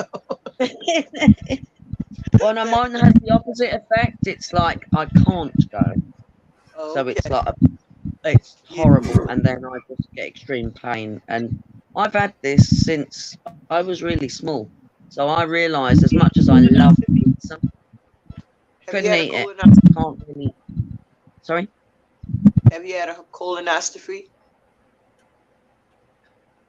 And no, but I do colon cleansing, and I also do from the other end. So I do top down and then bottom up. Okay, I was brought okay. up with using And colon I wish I cleansers. had known those things when I was growing up. Like I never knew that you had to chew corn up real good. I never knew that you had to chew peanuts up real good. You know what I mean? I never knew Absolutely. that black pepper doesn't break down as easily. I never knew stuff Right. like that. You know what I mean? Nobody Mhm. ever taught me stuff like that. No, yeah. I mean, this is and it goes beyond. So, and like you said, we've all been so indoctrinated about the kind of foods that we should eat. So we've been. I mean, it wasn't quite as bad in the 70s, and I'm sure you remember this as well, where you were still buying a lot of the stuff was fairly well grown in those days, and even the 60s. No. Not now maybe in your Oh no, days. Now no. we had Actually, no. lard, Yeah, we it had went lard, down. you hear me? We had lard, we had pork, we had everything that started making us gain weight. Then we became Mhm. sugar diabetes, high blood pressure, because we had everything that made us, lard. Nobody said don't drink a soda after you eat some French fries fried in lard. Nobody said don't eat a cheeseburger or a burger and drink a Coke, that's cold Coke right after you eat it, because I've you know what I never mean? liked Coke. Yeah. Well, no, I mean, it's a really bad combination of Right, food that and also. cold shit. Right, we didn't know that when you put something, you eat something hot and greasy, and then as soon as you drink a cold soda, that That's grease going to is harden it. clogging up. Yeah, it'll harden it. Yeah, absolutely. It's clogging Well, it no, up. and I mean, yeah, but those, I mean, by the time, I mean, all right, let's go back to, I mean, even McDonald's before it was McDonald's, there is still using better ingredients in those days, so that it's still grown way more healthily than it is now. I don't think they started the vegetable oil in the fries until maybe the 70s, middle Mm. 70s. They started Mm. using the vegetable oil. See, I But I didn't. think I wasn't given food like that. My family never fed me food like that. We didn't do fast food. Yeah, we It was had all G. kind of homemade, and yeah. Mostly Yeah, we had homemade. Dino's, we had Popeyes, fried chicken, we had Yeah, we had proper all food. that shit back in the day. Homemade. Yeah, absolutely. But it didn't make you sick, that, because it wasn't. No, it didn't. It didn't have a load of horrible toxic ingredients. Come here, cat. Hang on a minute. Exactly. Taking over. The cat. Because he knows I took the food away from him. She's trying to get her 2 minutes of fame like Larry can't be doing. He's a boy though. He's a full boy as well. Okay. He's a homeboy. Doesn't leave the house. Your voice is like going in and out, Sly. It's hard to hear you sometimes on my end. You're getting that wind There's noise. a little too. buzzy. There's a little buzzy sound. Is it me? No, it's Sly. Oh, Wait, I'll be back. All Okay. right. all right. The link. So how you been, Larry? Oh, ups and downs. And how's your lady doing? She all right? She seems to be getting better. I'm not so good. I've still got this pain, and it comes and goes. It's not fun. We're gonna have to slap you Sorry. around a little, or what? No, don't do that to me. Oh, wait a minute. You might like that, right? No. No. You know I'm Definitely playing. not. You know I'm playing. I know you are. I know. It's fine. Yeah, no, it's they like to call it irritable bowel, but I've also had my appendix removed when I was like 11, and Wow. they call it an unnecessary organ, but your appendix is not an unnecessary organ. It's quite necessary. Yeah. So it's like removing tonsils. So Why'd you have to have it removed so young? well, I nearly died. It was not very good. It was basically toxification in the body, and it was food. From the food? You know, huh? children's parties in the 70s, even in Germany, were terrible. You should see the food was hideous. And, we used to eat loads of it. So, being in around a load of quite wealthy families with little children with lovely big houses, I'd get invited to. I was always the poor kid, by the way, with hand-me-down clothes and stuff. But yes, the food was like, so you gorge, and I literally, after I think this was the 3rd birthday party, I had this like 200 fever, and I was at a friend's house, and her mum was like freaking out because she was trying to keep my temperature down. And she actually managed to bring my temperature down with some local honey. Wow. But That's cool. yeah. But then a few months later, I was like in agony, and I've got it reminds me of that pain, but it's not quite as bad. It was bad last night. It was really, really bad. But since I've had that removed, I also got punched in the solar plexus when I was 14, and my guts have literally never been the same since. But I think removing the appendix, because they call it a useless organ. Well, it ain't a useless organ because it's there, obviously. Like your tonsils are not a useless organ. They're filtration for your system. Am I right? They tried to remove mine too, Monel. See, and they could have fixed my appendix with diet, but just, but I was so far gone. I was literally becoming stiff. So the toxins were so bad in my body because that filtration, it was obviously harmed. And then once it went, I have had gut issues ever since. So, I've still got my tonsils. Me too. I didn't look. They was trying to cut my pollock and take out my tonsils, right? And then I was like, they did the examination and everything, right? So they kept calling me, are you gonna have the surgery? I said, nah, I don't think so. I don't think I'm gonna jump messing with my shit. See, if I hadn't have been a kid at the time, and it's because my mum didn't really know what she was doing. So instead of putting cooling packs on it to slow down the infection, she was giving me hot water bottles. So if there's an infection in your center, which is basically your torso, where your main organs are, you put heat on that, you ain't gonna help that. Right, You right. know, I and noticed that. Yup. Hot, cold water. cold. Yeah. Said it takes down the tension. Takes down the Yeah. tension. Right. Well, and Yeah. also it slows down the infection that's going on in there. Yeah. It Yeah. freezes it. Yeah. I know it. Yup. It slows it down. It's well Kind of known if you. solidifies it in one area, and then it might come to a head. Right. Yeah. Yeah. And then they could have dealt with it in a way different way by flushing my system, but they didn't. They removed the organ instead. Right. I mean, That's why they were very good, and the scar's not very big, and I saw way worse girls in there. I mean, I saw a girl that had gone in with she wasn't even as bad as me, because I was dying. I was literally dying. I'd gone all stiff, and they couldn't. I was like, "Eh." And I was only 11. rigor mortis. Hospital, well, it was poison. It was toxin. You know, it was whatever that I'd been eating. Basically, cancer. Putrefied my system, so it was going into my blood system, obviously, because and then it will go towards your heart, and then you bugger, didn't you? Right. Some of the girls in the room with me, because it was quite a private hospital. My grandparents paid for all this, the Children's Hospital in Bremen, and there were girls in there, and there was one particular girl, and her appendix thing wasn't even as bad as mine, and she had the biggest scar you can imagine.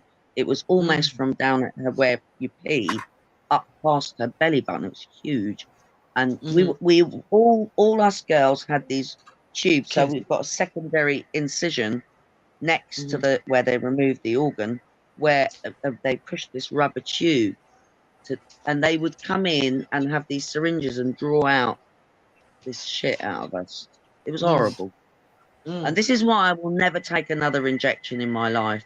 I was given injections every single day for over a month in my legs and in my arse. I didn't walk for over a month. So when they wanted to wash me, they had to pick me up off the bed, put me onto another thing and wash me. It was horrible. You know, no one, I would never wish for anyone to have to go to hospital ever. Trust me, I didn't go. I didn't like it because they would try to. They would always tell me, "Well, we gotta give you this shot in your stomach to keep you from blood clotting." And I said, "Well, when I go to sleep and I lay down, I don't blood clot. So why would I come in the hospital? All of a sudden, I'm a blood clot. Like, what the fuck?" That's like a British joke, isn't it? Blood clots. I grew up in Brixton and Loughborough Junction. All my friends were, you know, they were all colours, but they were mostly black folk, because that's what my friends were. I mean, my dad's dark, you know.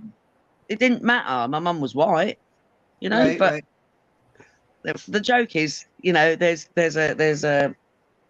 It can be said jokingly, or it can be said rude, you know, in a rude sense. So there's a term.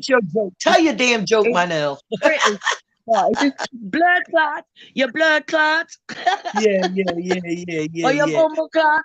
Yeah, it's like it's a tribal thing, you know. It's like I know where blood clot came from. Very British, though. Well, from what I know, a lot of them are French. A lot of them are French, right? Yeah, absolutely. Yeah. But yeah, we had a lady in the flats called Auntie Birdie, and she had her own family, and pretty much, well, I was definitely one of the girls that she looked after because my mum was, I don't know what she was doing. She was at art college, and my dad was working for a big construction company. So there was no one there when I got home, and she looked after us, and she fed us, and we were there pretty much until evening, until mum and dad came home. You know, so I don't care what colour folk are. She was Nana. She was Nana. Auntie Birdie, her name was. Auntie Birdie. She was Auntie. Okay. No, she was cool. The bumper clock. Your bumper clot, man. Your bumper clot. Those were not just French; they were French Melungeon. There's another one. Hang on, there's Rasclot and all. Rasclad. Yes, those were a particular type of Jewish people. Maybe. You might be right. You I know, don't know. when the Catholic Church come in and they come in, they go kill all my brothers. Your brothers. Everybody was your brother. Absolutely, because it was looked at very, very different. We were trained to hate each other. That's a shame, isn't No, it? you ain't never Long- lied about that, man. You're not lying. We were trained to hate each other. Yup. Yes, we were a long time ago. Didn't matter. Yup. Didn't matter. Matter who your family. Cause you Not hear, what your skin color. I hear Your Exactly. people, father. yeah, like the cops. You hear the cops, like somebody, say somebody call a cop, hey, brother. Oh, I'm not your brother. Yes, you are. If you're a child of God, you my damn brother. What is you talking about? Well, sin is sin, and the brother makes sin. Sin within. It's a mindset. Yup. Don't you forget.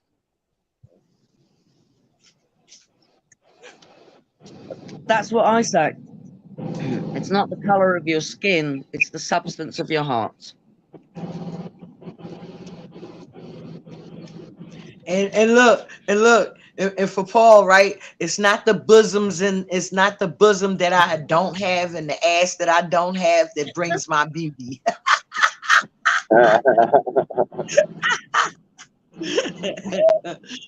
Cause You and me both, girl. No one sees my bosom. Paul said I wasn't the most attractive woman, right? How dare he? Who said that? It's Paul. Paul. That's funny. He was trying to describe my heart and not my appearance. He tried, you know what I mean? Gotta give him credit. Yeah, I At gave least he's not trying to insult you. exactly, Nub. That's He what took enough care to attempt to not insult you. So that is definitely saying something. yes, What it's babe. saying, Yes. well, that's for him to know and me to nothing really, but that's kind of funny. So, I had to let him know because he thought that I was trying to make little, because I tell him I love him little every now and then. I tell him I love him, I love his spirit, right? But Right. he took it as, I think maybe she got a little crush on me.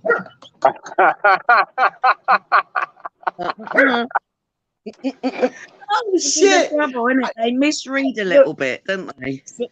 So that cleaned up she's not as might not be as attractive. She might dress like a little boy. Well, we all had one of them homegirls. We all had one. And that's what I am. You know what I mean? That's what I want to be. I want to be the home girl. I ain't trying to be pushing up on nobody especially in these YouTube streets, man. Come on now. Right. What am I gonna? Let's go on a date, Sly. Let's go to where do you want to go? Oh shit. Maybe we can dress up real nice and cut. Oh shit. Look, wait, Dubs. Look. I'm gonna be honest though, man. Look, I am attracted to some people. You might be on that list. There's a whole difference between being attractive and spitting some game. A little flirty flirt. And there are some people that legitimately they're like, oh, we're dating on YouTube. What the fuck are you talking about?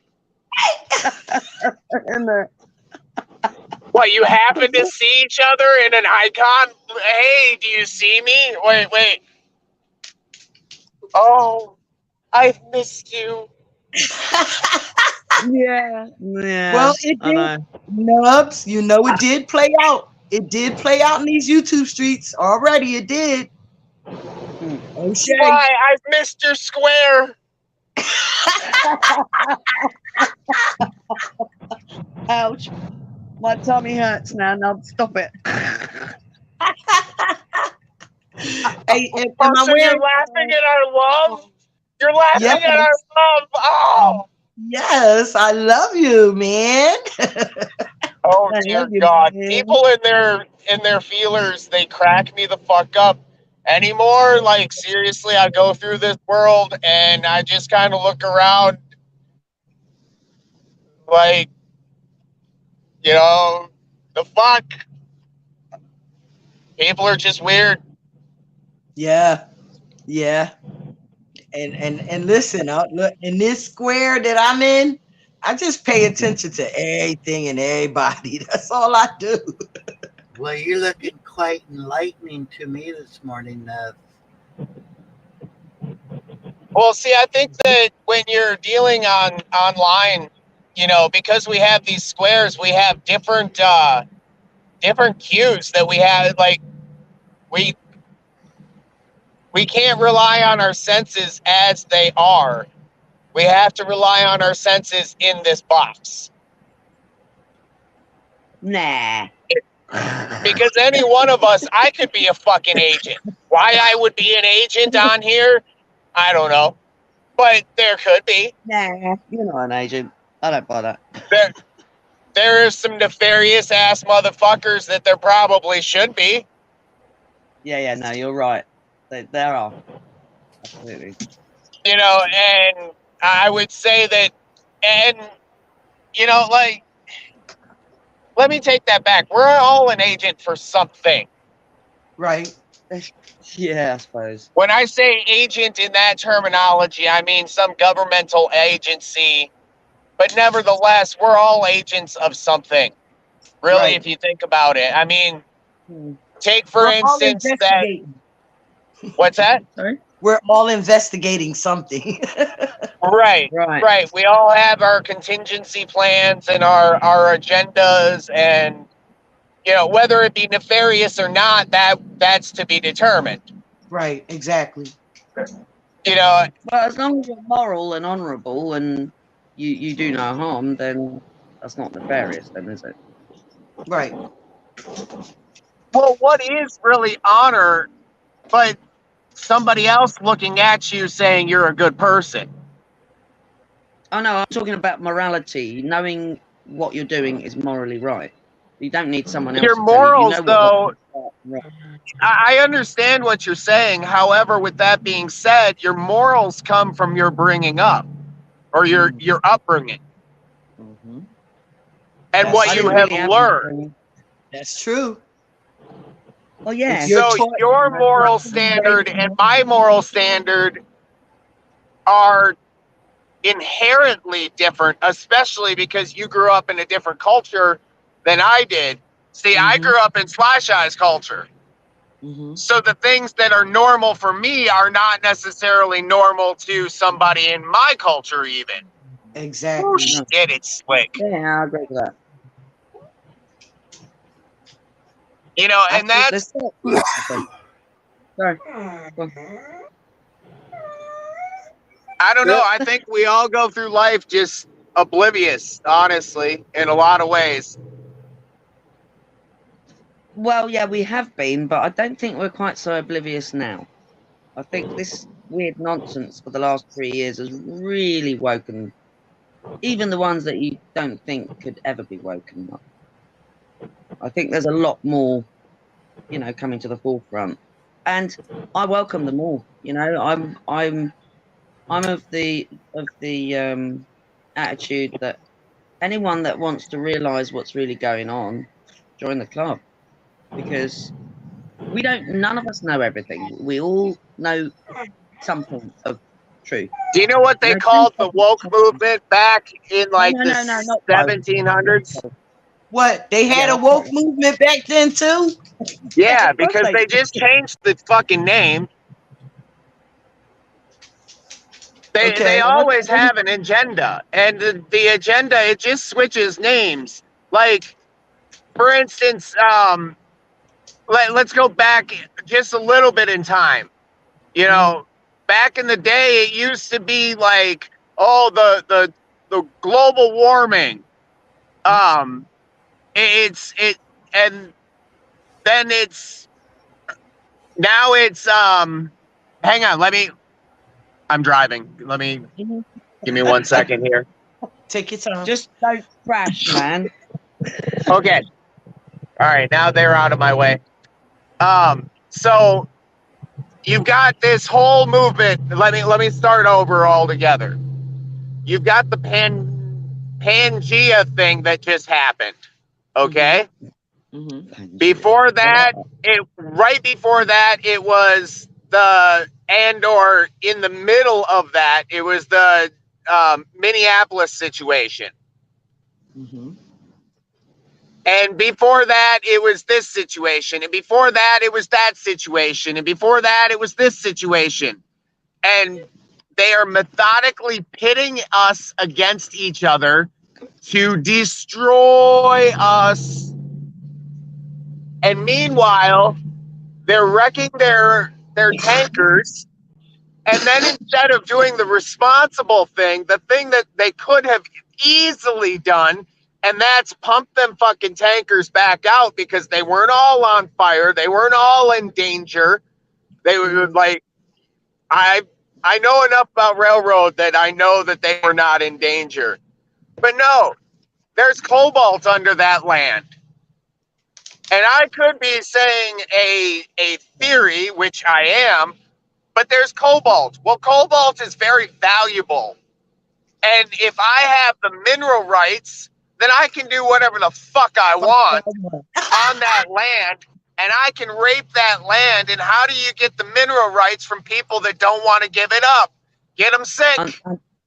Yeah, and that's why they don't Fuck care the environment. about toxifying the land, because they just want to mine it. And they can probably, I was thinking about it, they mined that shit once. Tell me they can't mine that shit again. Tell me they don't have the processing system to process that shit out and get the mineral or the fucking xylenite or whatever the fuck it is. Where did it come from in the first place? It was manufactured by raw material from somewhere, somehow. That's cool. The process can be, it's like anything else, just do it again. If you understood, if we understood alchemy a little bit better as a species, we'd probably understand that these things are possible. I'm not saying that I have knowledge of how to do it. I'm not saying anything like that. I'm saying there's somebody out there that does. But we'd rather talk about a fucking internet relationship between fucking Susie Q and Bobby Sauce that have never met, and one lives in Taiwan and one lives in Russia. Meanwhile, you're living in fucking Pennsylvania. Or Scotland. Or Scotland, or it doesn't fucking matter. Whatever. Exactly. You know, the grand reality is there's like 2 or 3 companies that run all this shit. Yeah. Period. Vanguard, what's the other one? BlackRock. Wait, I said it yesterday. The Rothschilds and the McCoys. I don't even think it's the Rothschilds like that. I think they are. Yeah, I'm just using them as. Yeah. I get your analogy. That's that real McCoy, you know. Yeah. See, I might not be the prettiest girl in these YouTube streets, Nubs, but listen, you got a pretty brain. Yeah. And you got a beautiful soul. Yeah. Oh shit! But I'm gonna sit for a couple of more minutes and then I gotta be gone, y'all. I'm gonna have to go. I'm in a bit of pain here, but yeah, Nubs, you're on point, mate. Absolutely. And the thing is it doesn't matter if you're in fucking Bolivia, Scotland, fucking America. It doesn't matter. It's all the same fucking companies. Exactly. They've just turned all this It's stuff been happening. It's been happening since before the Inquisition. The Inquisition was just part of it. Absolutely. Oh, this is ancient, this stuff. Oh, yes. And there is nothing new under the sun. Not a single goddamn thing. Right, Right. Nubs. I'm serious. And once I started getting myself together and started paying attention, you are absolutely right. Nothing has changed in my lifetime. Mm-mm. Absolutely nothing. But They me, changed I'm the sorry, words. I changed. They, Yeah. but did we really change, or were we always meant to be this way? Well, I was indoctrinated to be another way, and I didn't know any better. So I did change. I understand that. So the programming broke. Yeah. There's some of us that the programming didn't adhere to. Oh, I know. I know There's that. something up here that's different. Yeah, It's they just a tried it little with bit me as different. well when I was little. Yeah. It didn't work. They couldn't do it. They couldn't make me do what they wanted me to That's do. because they keep holding on to excuses on why they can't. It's Yeah, because but they really couldn't. I literally walked out of every school. Well, there was only one school I didn't walk out of, and that was the Rudolf Steiner School, because we were doing actual learning. You know, how to grow things, how to make things, how to be connected to nature. I mean, we did loads of stuff just being outside and doing things, you know, real things, not sitting in front of a computer screen or a book. Like when I say a book, I don't even mean a book that you can read something interesting from or that you can learn anything from. But you just write this down. Look at the board and write this down. And I just couldn't cope with that, so I tended to walk out. they And educate then they us. wanted me They to do put not. animal parts apart, and I went no. Sorry, say again. What they do is based off of the Prussian system before World War I, where they indoctrinated the young to be able to institute the first industrial revolution. Right. That's what they are doing. And we're now in the what does Charles Schwab call it? The fourth industrial revolution. Okay. Anal Schwab. Yes. Sorry. Anal Schwab. Captain Anus. So we've got Captain Anus up there, and he's saying the fourth industrial revolution. Well, if you know anything about history, there was a guy that was talking in his own language that was talking about the third industrial revolution. Mm-hmm. Before it happened? No. It definitely happened. There were a few people that, well, for lack of better words, were real tied up. A lot of gypsies, not a lot of Jews, but a lot of gypsies. Mm-hmm. Interesting. A lot of Jews. Yeah, those words get confused throughout history and throughout time and throughout language. And those people from Egypt. I mean, keep on.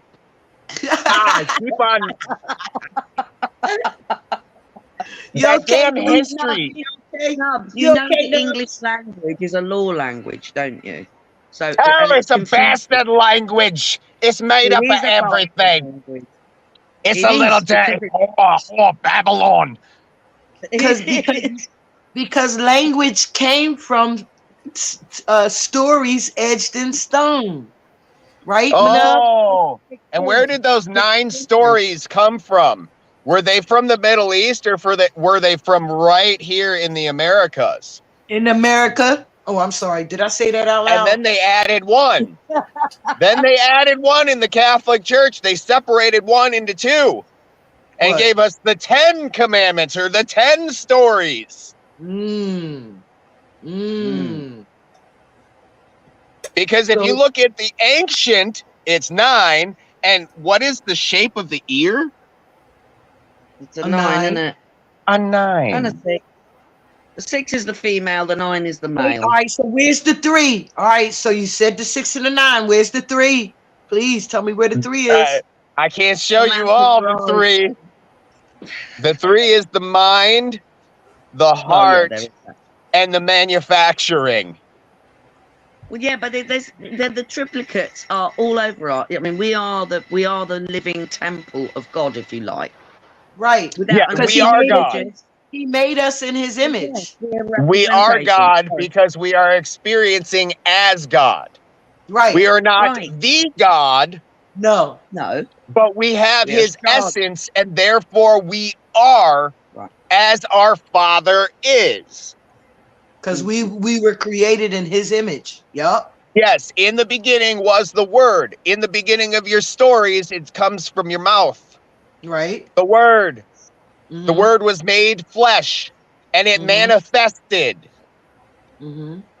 What they catch in the morning, manna. They had a feast of manna. Manna feast, manifest. Yes. What do you put Wow. things down?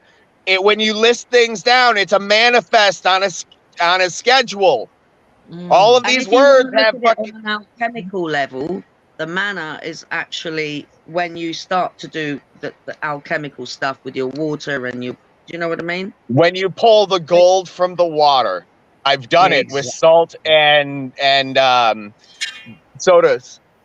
And that's part of an evolution, right? Nubs, It's can I not. ask you? Do you know about Crypto Alchemist? It's ignore the crypto bit, but he's a Canadian guy. He's younger than us, but he does a lot of this stuff, and he shows you what he does, like in real time. Nice. I'll have to look Go at and him. look at him. He's a really nice What was your bloke as well. What Nice was your bloke. question? Sorry. Nice What was your question? Shy, What'd I say? you had a question or you said something. Sorry. I You have to apologize, help me Nub. go back. I was rolling. I was No. rolling It's me. this. I interrupted. I was rolling this, and I lost my train of thought. Because you know, when you're rolling, you got to stay focused, right? Well, So we were talking about the word. Well, no, I wasn't. Nubs was saying it's the word. You make the word manifest. So we're basically shards of God. We're essence of God, having the experience. I'm just trying to help you get back to what you were thinking about. Oh, okay. There you go. Thank you, Manel. You are a sweetheart. All right. So I was talking about evolution, Nubs. oh, evolution. Yeah, I don't think things evolve. Okay. You're right. At least not in the Darwinistic concept. Uh-huh. And the No, Mike's reason right. why is I read the whole title of that book. And I didn't even need to read the book. Okay. It's a theory. It's a theory. Theoretical doesn't mean actual.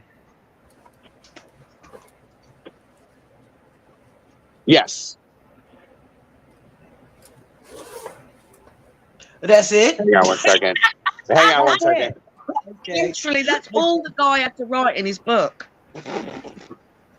Yes. Because he Yes, also that's all that he would have needed to write. And we No, would but have. there was microevolution within a species, but he didn't prove that each species connected to one another.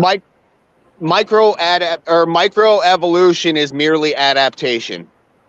Exactly. So what is But what they is? still like to call it that, though. Don't forget that. I listen. I know I claim not to be the beautifulest girl in these YouTube streets, and You are I'm the going to beautiful claim that I'm girl. not the smartest. Could you explain that definition? Could you give me the definition of that word you just used, sir? The definition of what? Indent. And what did you just say? Indent. What did you say? Indentation. The difference between a microevolution and a macroevolution versus adaptation. Adaptation. The definition of that word, please. All right. You want a clean cut definition that you can understand, or do you want the dictionary definition? Explain it to me like I'm a 3-year-old. How did I survive? Shy.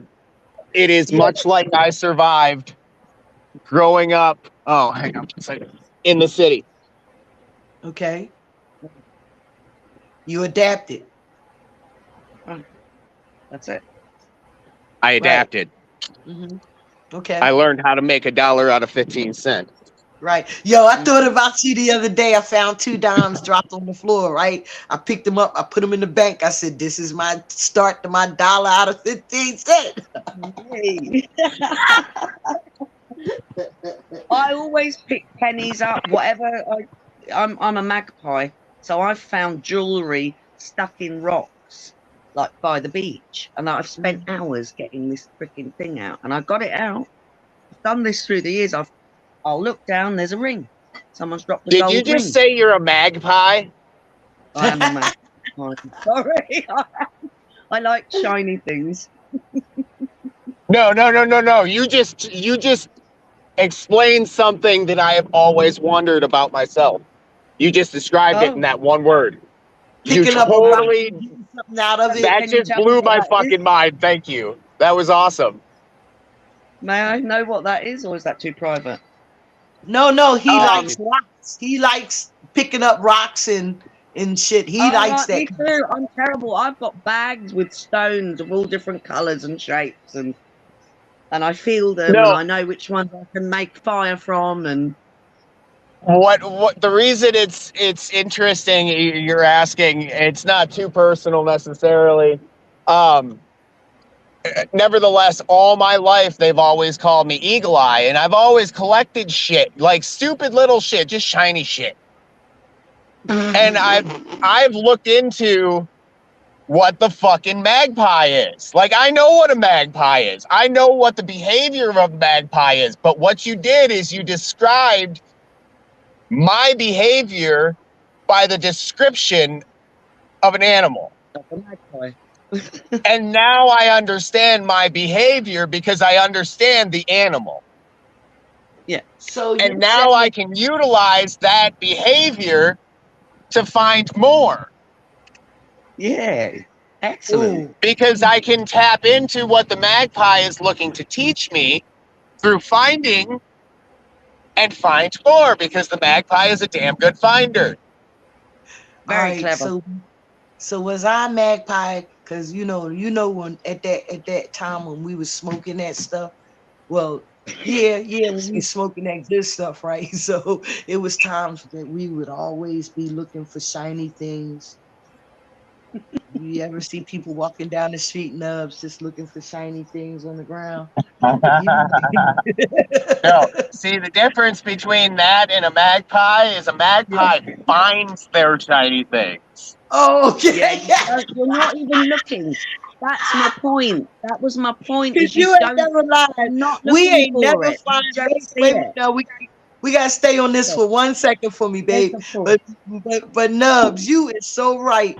Cause we never found that shiny thing we was looking for on the ground. We walked down the street, man. We would look hard. We would stare. We would even backtrack.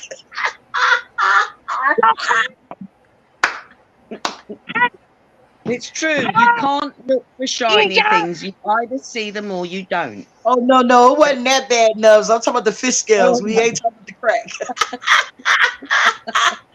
I'm talking about the fish scales, man. I ain't get that bad. I went onto a beach in St. Andrews. This was a few years ago. And I went up onto the rocks because you get a nice view over the beach and that, and it curves around. You've got the big, expensive golfing hotels behind you and that. And there were these cassettes and someone's sunglasses and something else. And it hadn't been touched by the sea. It was bizarre. Couldn't make it up. You can make it up. Wait, did you go make sure the person... Wait, all right, so you saying that they gone. They're gone. You sure they didn't drown, Manel? No, it's a really public beach. Get them? No, really public, obviously. Oh, you no, sure don't say that. Get them? She said they was untouched. There wasn't nothing wrong with them. So the people might have went in the water, Manel, and never came back. There were no clothes. No clothes. Oh, they might have dressed. They left their shades and their cassette.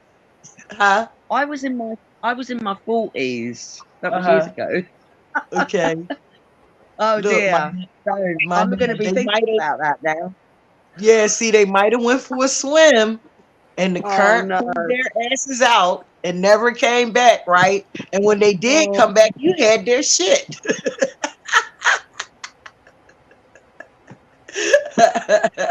Actually, I think one of the tapes was damaged, but the other one, I played that tape and I wore the sunglasses. Was it? Yes, bitch. Yes, he said, well, if they look, she said if they came back, sorry.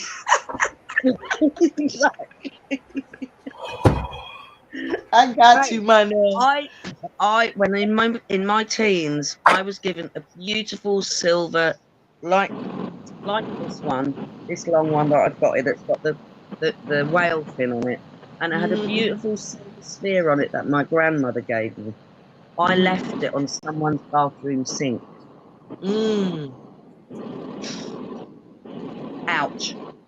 So someone was very happy when they found that. So I think I'm entitled to take a couple of cassettes and sunglasses. You know what I mean? Yeah, because whoever opened my package was probably happy they got that. You never got it? Oh, no. No, but somebody opened it. Listen, somebody opened it from where it came from. Like, so that when the person mailed it to me, somebody there at that post office opened it, rewrapped it, and put it in the cycle. Right? You've still not gotten it. Nope. I went around. When I used to work for the post office, it could have been subject to inspection, or it could have been that the box was damaged and they rewrapped it. All right. They tore open the envelope. There was no box that was damaged. They tore open the envelope. And if it was anything like that, right, Nubs, shouldn't it have been reported and maybe a red alert? When it comes to mail, unless it's super thick, it runs through a machine. I used to actually do it, and the machine will actually rip your fucking mail apart. It'll sit there and shred it. Like, if you ever seen your mail and it has, I'm not saying that somebody didn't do it intentionally. I'm just saying that the way the process happens. Right, but if you saw, I wish I could show you the picture, but if you saw it, the envelope was torn open. If it was torn open, like to get the letter out, that's one thing. But if it was torn open, like the thing was fucking mangled. Yeah, like it was something rips on the corners or something like that. Yeah, I can understand that. But this was torn open, big enough to go inside and get what was in it.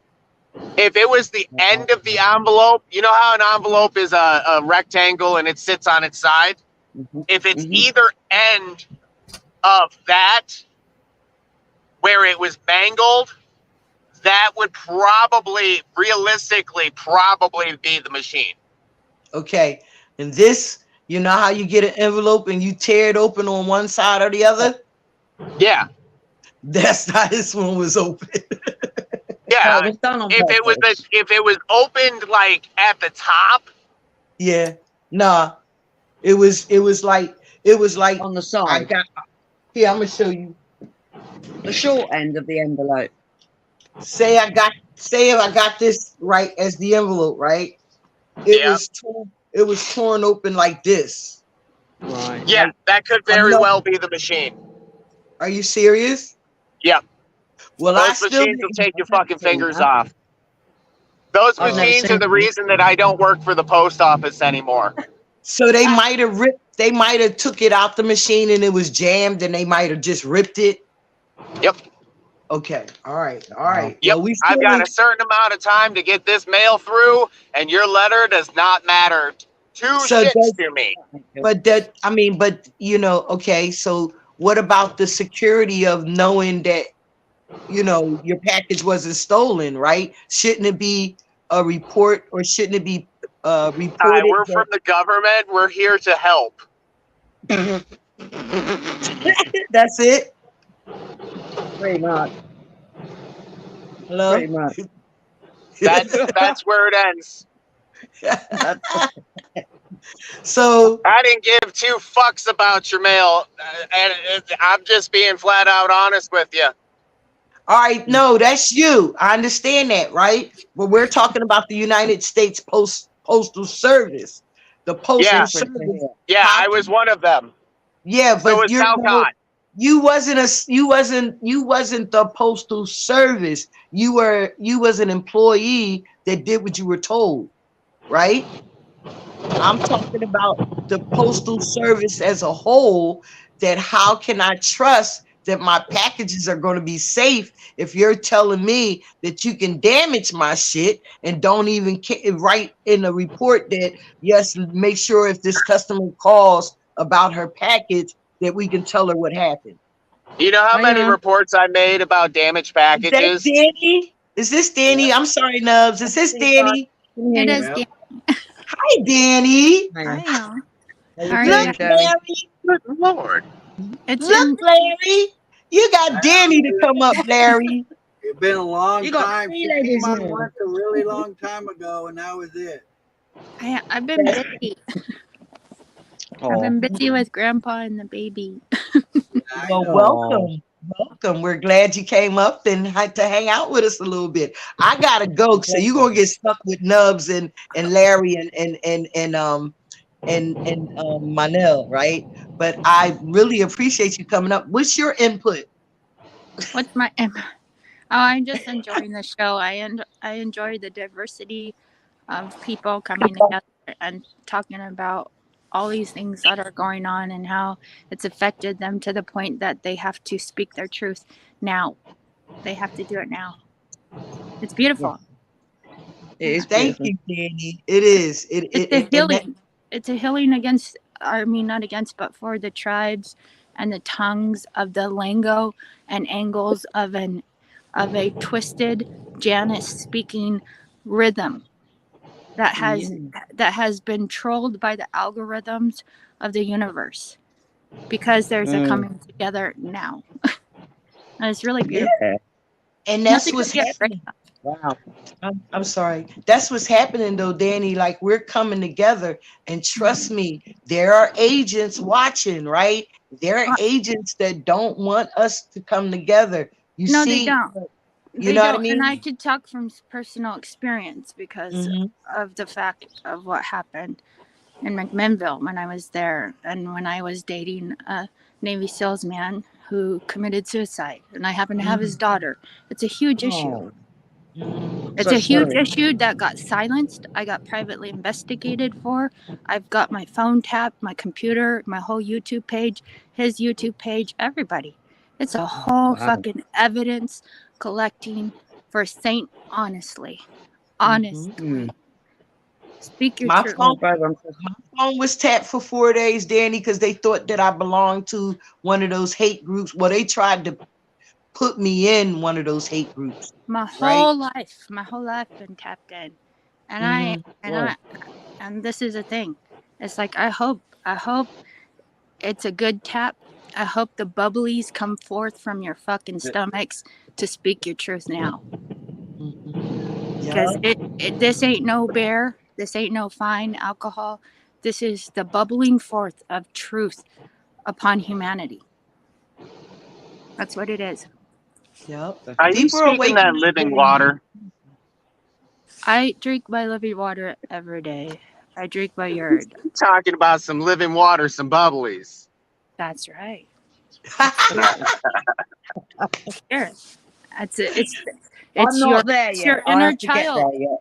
It's the inner child bubbling forth from your youth, speaking healing amongst your people, because they need it. They're suffering.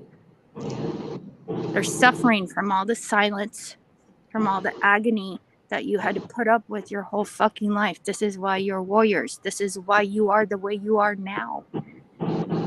This is your speaking of your intelligence. Bring it forth. Damn, she says speaking of in your intelligence. Damn, I know, that's from the inside. That's some shit from the inside. You spoke of the manna, the manifesting, right? The man in feast. Yes. It is not a physical feast. It's a partaking of a inner temple that's been cleansed and given forth its light for all. Would that be the soul of man or the Solomon? It is the song of man, but it is the way. It is the way. They changed the words. It's the way and the law of the mother's unspoken word, because she speaks through touch and warmth and calm unto her children amongst the chaos. amongst the chaos. Proverbs, the book of Proverbs, 31, 32, the last books of Proverbs, a queen talking to her son about how to find a woman for his life to manifest their kingdom. That's beautiful. That's some straight word right there. I agree. It's the ballot seed inside of you, of the male and female energies. You don't always have to create babies. You create life outside of you. Nobody teaches the woman this. They teach the woman that nobody knows what a fucking woman is anymore. They teach the woman she's not capable of taking care of her own fucking body. She's not capable of birthing a baby on her own with her family, with her tribe, with her people, and praising that gift that came into the life. It is all against and separating the family unit inside thyself. So you're right. In order to keep this sharpened, you have to sharpen here and connect it with here and speak. Be the spokesman. Be the spokeswoman for your creator, not anybody else's that you can see. Who wants a fucking man, a king that they can see? Has it done anything for us? No. Why are you voting? Why do you give a shit about the politicians? They have never once give a shit, a fucking shit about you. Yup. They care about you. Just ask them. I forgot. Danny, allegedly, they do care, Danny, allegedly, okay? We you understand? Allegedly, they care. They haven't looked up that word of care, but they set up the hospitality through the pharmaceutical companies and their governments. And the police. Well, who else would they have to rape if it wasn't for us? Caring for people in a hostile world that they created amongst the people who are supposed to be the people. Yep. Well, they wouldn't be if we weren't. So if we stopped complying, they wouldn't be able to do anything. So it's kind of simple. Thing. I mean, that's the thing. Work for yourselves. Work for yourselves. Give of your gifts and your talents where it's a currency without money, without Bitcoin coins for a fucking boat. A boat ride to hell. You know, Steiner said pretty much a lot of what you've just said. If you know who Steiner is. Yeah, yes. You probably do. Yes, obviously. Brilliant. I've done my intelligence of looking and reading scriptures all my fucking life, and getting into other things, other books like the Book of the Dead, because I did hospice care and I didn't understand the energies that my body was possessing my body.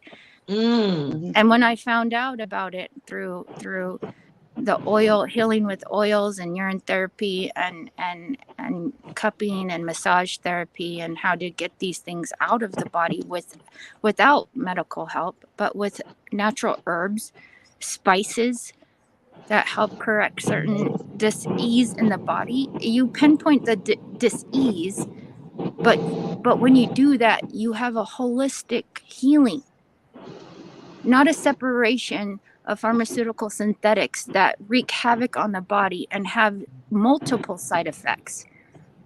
Multiple. I've seen it in healthcare. I've worked medical records. I know. Are they really side effects, or are they intended effects that they just call side effects? They are intended.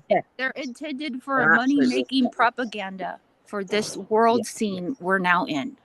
Yeah. And it repeats itself every 4 years. If you cannot see that, I mean, it's fucked up. Danny, it's just the right wing and the left wing of the same bird. Same bullshit, yup. But Danny, I've been saying it ain't an eagle. Nope. What do they say? Meet the new boss, same as the old boss. Yeah. I say it every 2 years. They come up with the same rhetoric.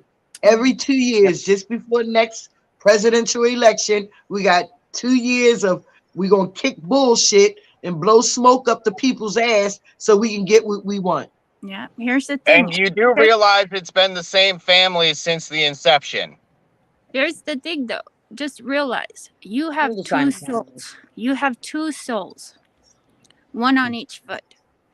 And the thing about it is, what do they not want you to do? They do not want you to put your soul on fucking grounds of Mother's Nature to ground out Right. those energies so that you can think He clearly. say it all the time. He said, walk barefoot on the ground. Didn't you say that all Right. the He says that all the time. Your feet were not meant for shoes. Right. Your feet are your feet. If anything, a That's thin been leather, grounded. a thin Right. leather covering to protect your skin, and that means that that deer had to give up his life. So you better appreciate that shit. Yes. So that's why we they are children to partake of Mother's Nature. That's why they it's got rid of the Indians, our right? gift, Because they didn't our want us to inheritance. learn how to walk on the land. Even the Indians knew how to pick up their tent and move when the land wasn't needed to be replenished. Hold Come up. They didn't get rid of them. They changed the fucking wording. Yes. Oh, okay. Yeah, Yeah. you're right. Yeah. You're right. Well, And that's And what they do. changed the That's color. again. Yes. They They changed the color of the Native American. As the white man moved in, we started breeding with the natives and got something that was lighter skinned and lighter skinned and lighter skinned. And finally, after enough time, they had bred enough of that melanin out of them.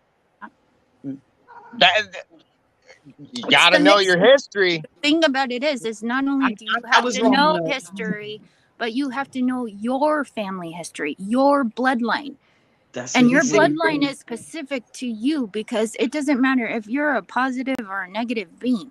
If you're eating and partaking in things that shouldn't be for your body, you're Mm. If fucked. they are unclean, they are unclean. You're Period. fucked. And if you're a parent and you don't teach these things to your kids, and society will damn you for doing that, Yup. fuck Yup. them. They don't belong in your home. They don't belong. Hey, I'll in be the right back. I need to check something.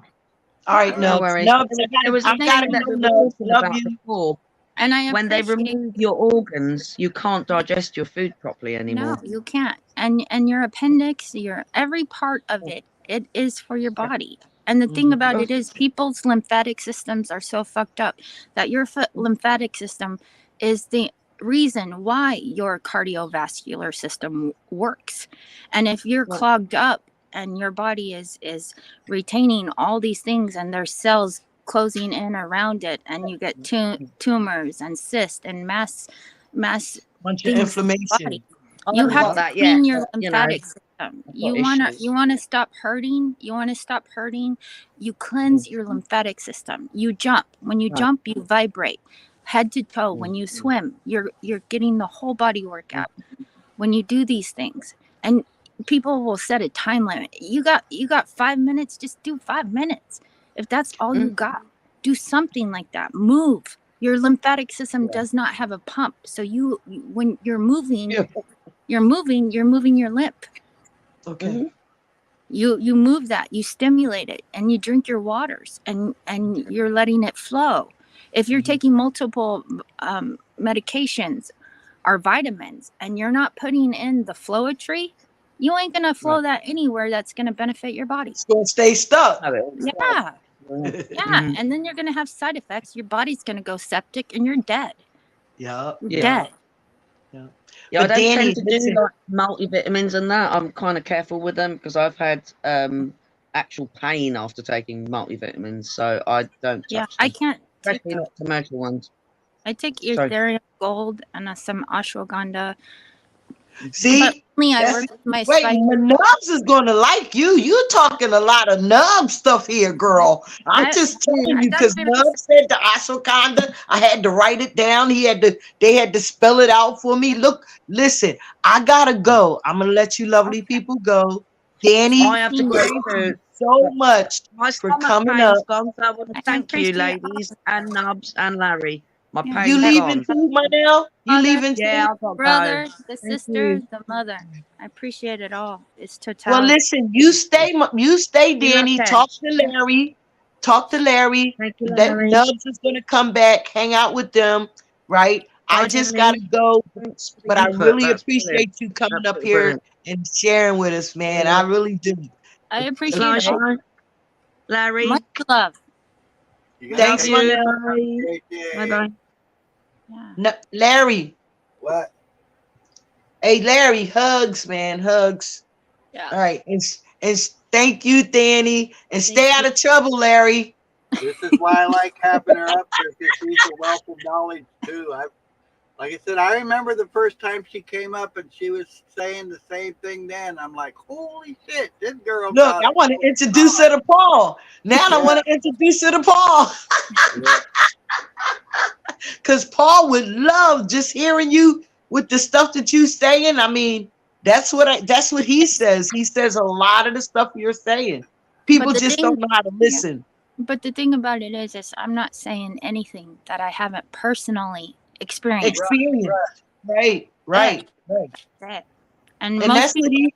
they look at you like you're young and you're beautiful and blah blah blah. Yeah. That's all they see. And it's like, no, Yup. don't look at me. Hear me. Yup. Listen. Yup. Put fork in your fucking ear and listen, because I ain't here to tickle no fancies. See, that's why I would love for you to meet Paul, because he would love to hear you say that to the men on his panel. Man, you would set them straight right away, man. And he would love that. But listen, It's all chicken scratch when it comes to that. It's all chicken. I gotta go though, guys. I love you, Larry. I love you, Danny. Have a blessed day. Thank you very much for coming up. Hang out for a little while. Nubs will be back. I know he would love to talk to you. All right. All right, sweetheart. Bye-bye. See you, Larry. Take care. All right, bye. Wait, hold up. You can't. You got another pretty woman on your panel. You can't say my name, nigga. I'm giving my dog food and water. Hang on a minute. Damn. That ain't got nothing to do with you hollering. All right, bye, Sly. All right, bye, Sly. Don't let the dog in your ass. See you later, babe. Have a beautiful, blessed day. Bye. Thank you, sweetheart. You too. Bye. Mm-hmm. I'll be there in a second. I'm giving my dog food and water. Yeah, you're good, Larry. Feed those babies. They need it.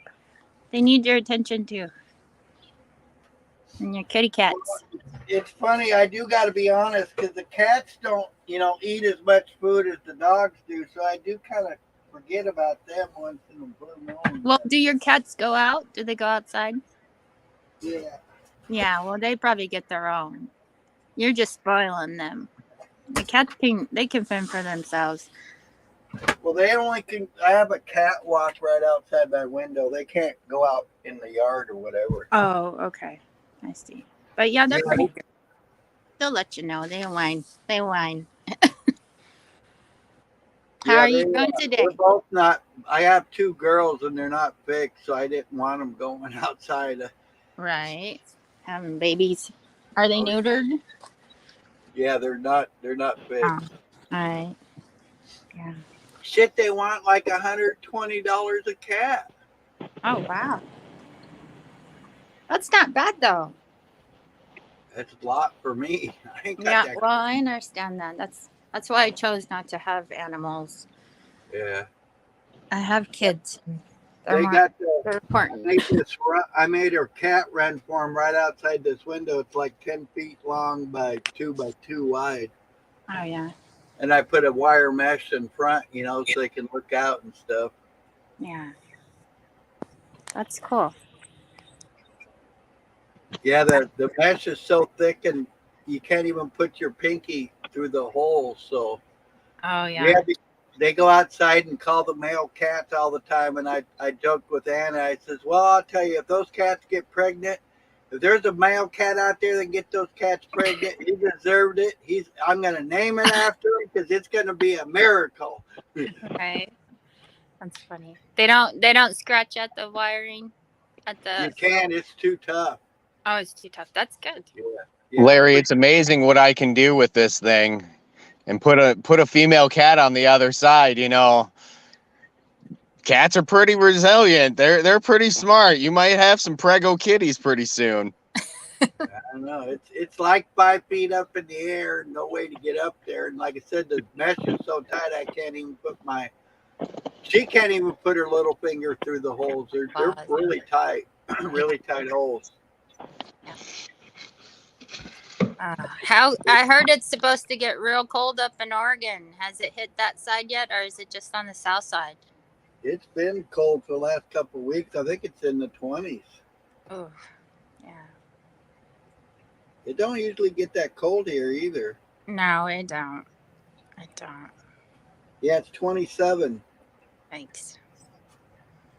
I don't know how cold it is here in Nevada, but it's freaking cold. Well, I guess it went up to 34. Yeah. 34 right now. It was 27. Well, it looks like you're getting some sunlight at least. That's nice. We've had a couple fairly nice afternoons. Yeah. We had a couple. We had some a little dusting a couple days ago. Yeah.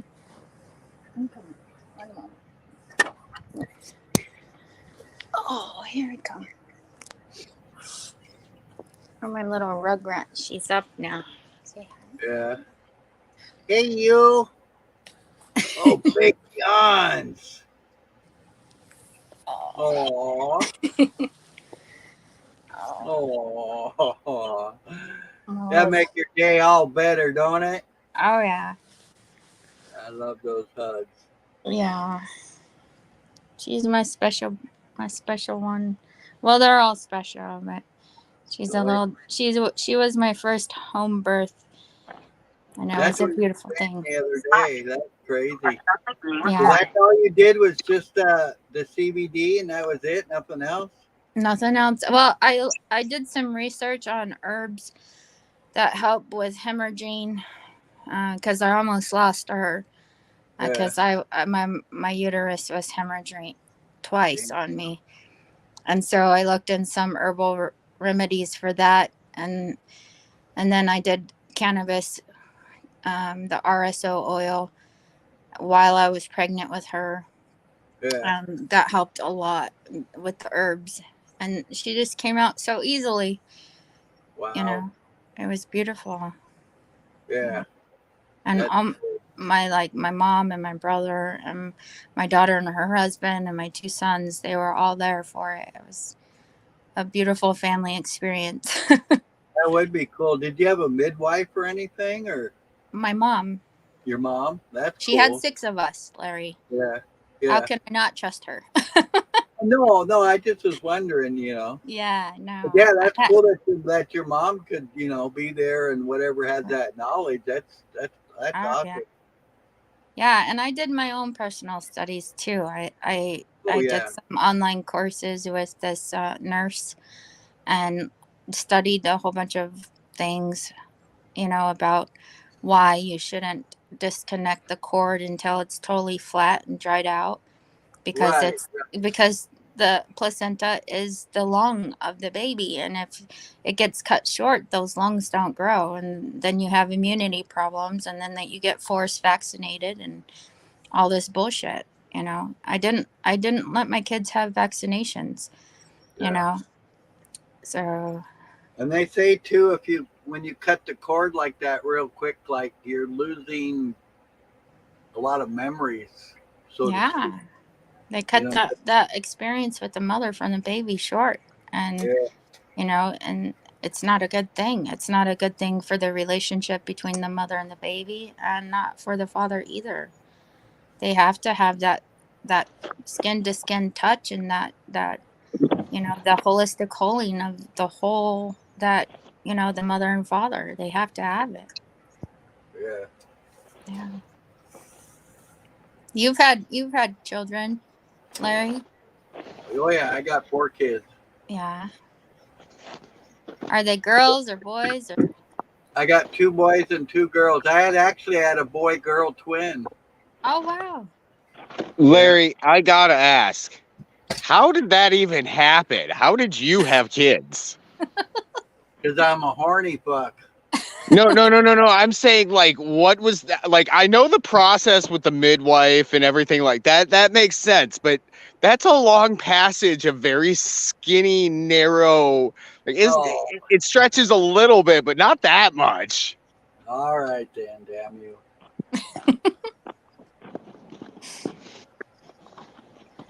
Did your wife So have the obviously, babies at home or in a hospital? I've never been married, but all my kids Oh. were born in the hospital. Oh, okay. Yeah. you have a very lucky husband. Do you have a sister by any chance that's Who? as smart as you when it comes to wisdom or to herbs and stuff? Like, I've been Oh. looking for one of you guys for a while. Oh, yeah. I'm single mother and Ah, I'm not married. I don't ever want to get married or sign a paper again. you're getting better and better every moment. I'm just I saying, like, do have sisters. I have two sisters. They've both been married. They're both still married, I think. There's one I don't talk to, and I hope she's doing okay. But she lives in Minnesota, and the Oh last shit! thing I heard, yeah. I gotta ask, your voice sounds like you grew up in a region that had a large native population. Well, I'm California, baby. Okay. Yeah.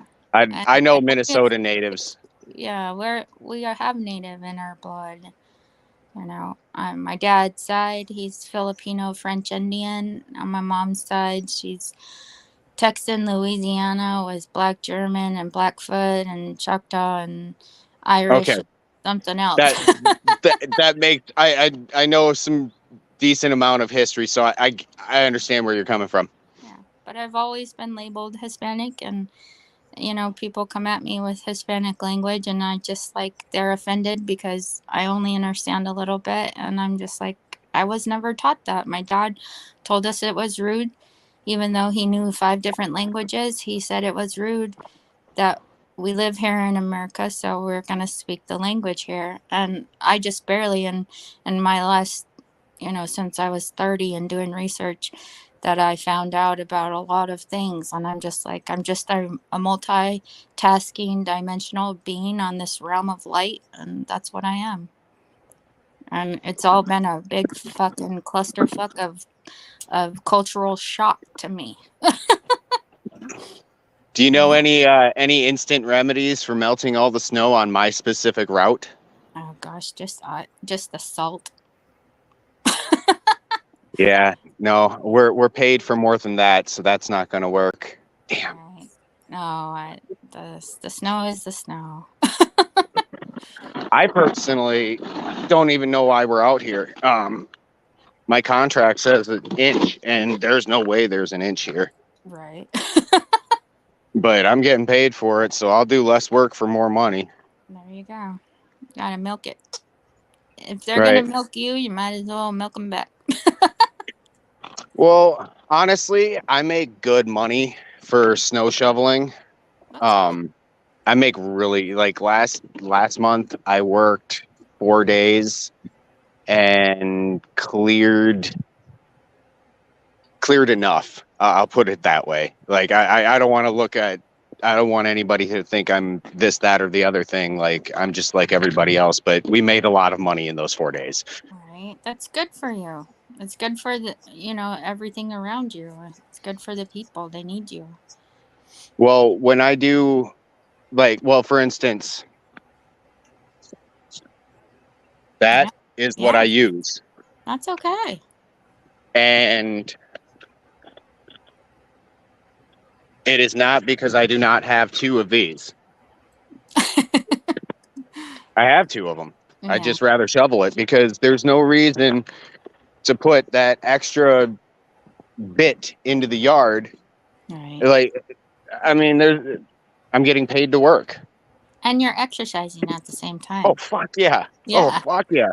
When I'm building boulder walls during the summer, I am a shit brick house. Like, I enjoy it. I really do. Like, it's fun to look like a boulder wall at the end of the season. There you go. Yeah. Then I get fat during the winter because I only work 4 days. It's okay. I try to do a little exercise every day and do my thing, but you know, the more kids you have, the more harder it is on the woman's body, and you know, it is what it is. You know. Do you have any, or do you still have your gallbladder? Oh, I have all my body parts.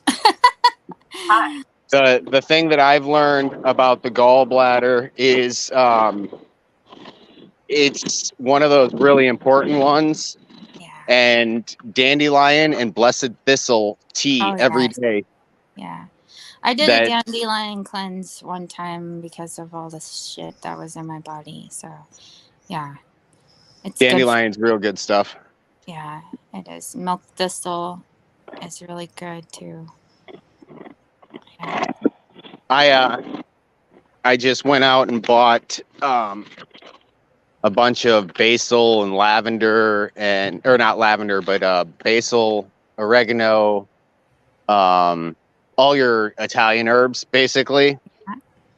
And I'm going to be making a good hair serum. Oh, there you go. I heard rosemary is really good for the hair. Yeah. Yeah, basically right now I already have my my, what is it? My marigold or calendulum. Oh, yeah. I've already got that growing, and I've got some nice plants off of my aquaponics. They're dwarf plants. Yeah. So they should be, you know, I got dwarfs intentionally because it's aquaponics. I don't have much room, right? Right. Yeah. These motherfuckers are 3 foot tall with stems that are like literally the size of my thumb easily. Yeah. Well, your plants are your energy. You should know that. Your plants are your energy. I understand that, but the problem with that is my energy is more space than I can handle in my growing area. Well, it is what it is. Give it away. Give some to your neighbors. I used to do that when I had my home with my kids. I had a garden, and we did an experimental garden, me and my kids, and our neighbors across the way had a huge garden, so we always swapped it out. Oh yeah.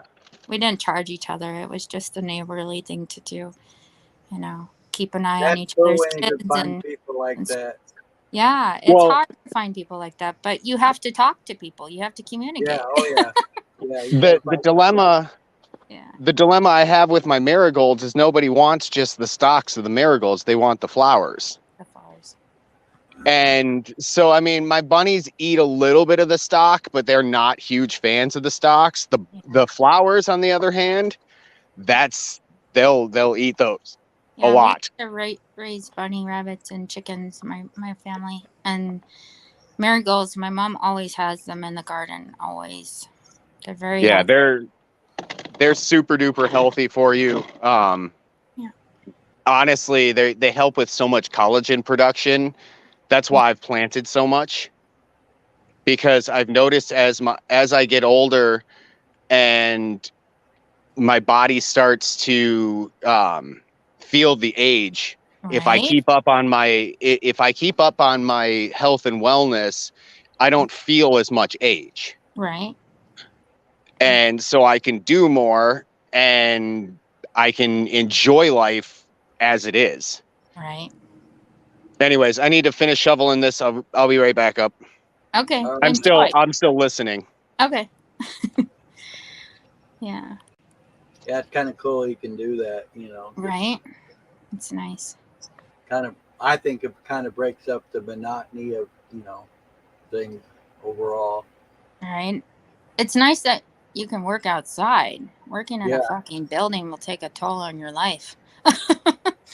I know. I love being outside too, but I just hate when it gets cold like this because my feet hurt so bad to begin with. And then when I go outside, in a matter of seconds, my feet feel like I've been up in Mount Everest all day playing in the snow without having the fun. Right. You should do foot soaks, Larry, like in Epsom salt and put like turmeric oil and what's the other one? Like cayenne pepper and cracked pepper, and put it in a hot soak for your feet. Yeah. It's really good. It's very healing, and Well, usually you wake up feeling a lot better. I believe I have a lot of nerve damage. That's why my feet hurt so bad. Do you think it'd Yeah. help with the nerve damage? Oh yeah, Really? Oh, that'd yeah. be cool. Like arnica, and You have you to can get arnica oil and turmeric oil, and what's the other one? leave me a comment of all the stuff I need to put Right. in a soak like that, and I'll check it out. Yeah, and also you should get a foot roller if you don't have one. While you're sitting there talking to everybody, roll your feet out so you get some stimulation. Yeah. Yeah, Yeah, it's because like I have to right now. I have to have some kind of shoe on just yeah, for the extra pressure for them to, feel like they're not frozen. right. I get it. It's like right now, I just going outside, getting him off the leash. It just in a few seconds it goes, and what's even worse, it goes from the bone out. It's Yes, not like from the skin in; it's from the bone out, so it hurts I even twice as bad. right. I understand that. I'm like that, and so is my mom. Yeah, it sucks. Yeah. It puts me. I know it does. She kind of pointed it out to me. I never thought about it before. I almost have like a seasonal depression because I know when it gets cold, I don't want to do anything because I hate hurting all the time to begin with, and I don't want to hurt any more than I'm already hurting. I So it's understand. a vicious cycle. Yeah. Oregon doesn't help with all that gray either. And many Yeah, people have depression problems in Oregon because just for the fact that the weather, and that wet cold that goes straight to your bones, it's not good. It's not a fun feeling. and we're here in the damn valley, so once it gets in this valley, it's stuck here for a while. We have to Oh have yeah. a good gust of wind to blow it out, and it's weird because most of the wind will go right over the top of us because we're so down low in a valley. So it takes a pretty good gust to blow all that shit out. Oh yeah. Plus what, you live in Eugene, right?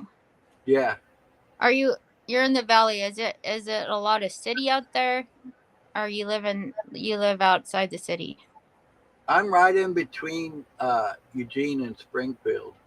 Oh, okay. I'm like right after the bridge, Okay. if you know it at all. Yeah, I've been through there a few times, and there's a hot springs up there that way. Yeah, yeah. I've never been to it. I've heard about it. I heard that It's they get beautiful. a lot of nudists up there. Yeah, I'd be one of them. I love the hot springs and the nudist hot springs. I don't care. It's Yeah, very healing. Yeah. yeah, no doubt. Get all those good minerals seeping in Yeah. your skin and stuff. Yeah. It's a lot of that heated by, the volcanoes around there. And so you get that mineral that's been, you know, intoxicated with the volcano, and it's very healing for your body. Yeah. Very healing. I don't understand why more people don't do it. But it's just because we don't study, we don't know half the time, Well, until our bodies are screaming at us to do something about it. well, they said the problem is too is they seclude a lot of that information, so we have to go look for it to know about it. It's not like, oh, here's everything you need to know.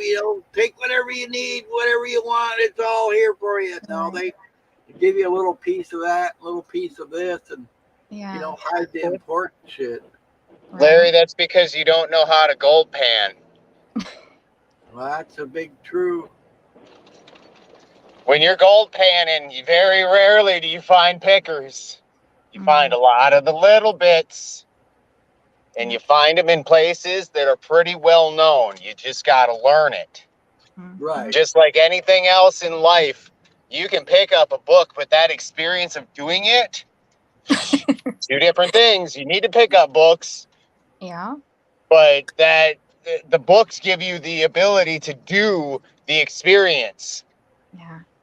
And then you have the opportunity to write it down in your words, how it has affected your life.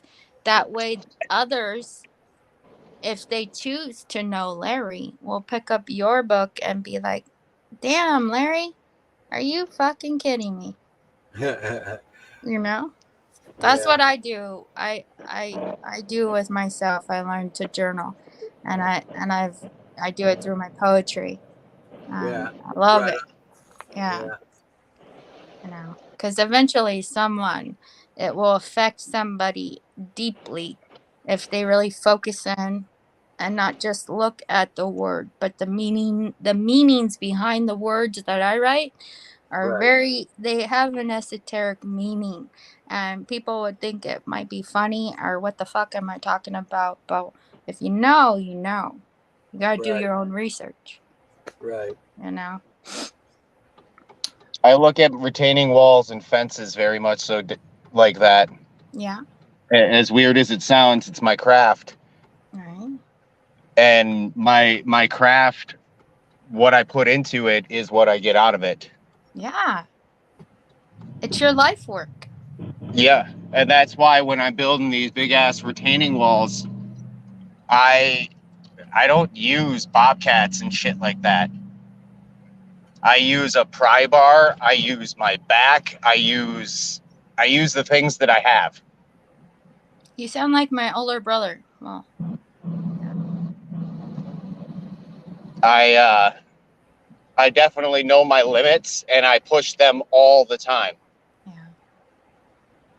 However, there is nothing like finding a rock, looking at the positioning of the rocks that came before it, seeing that same positioning on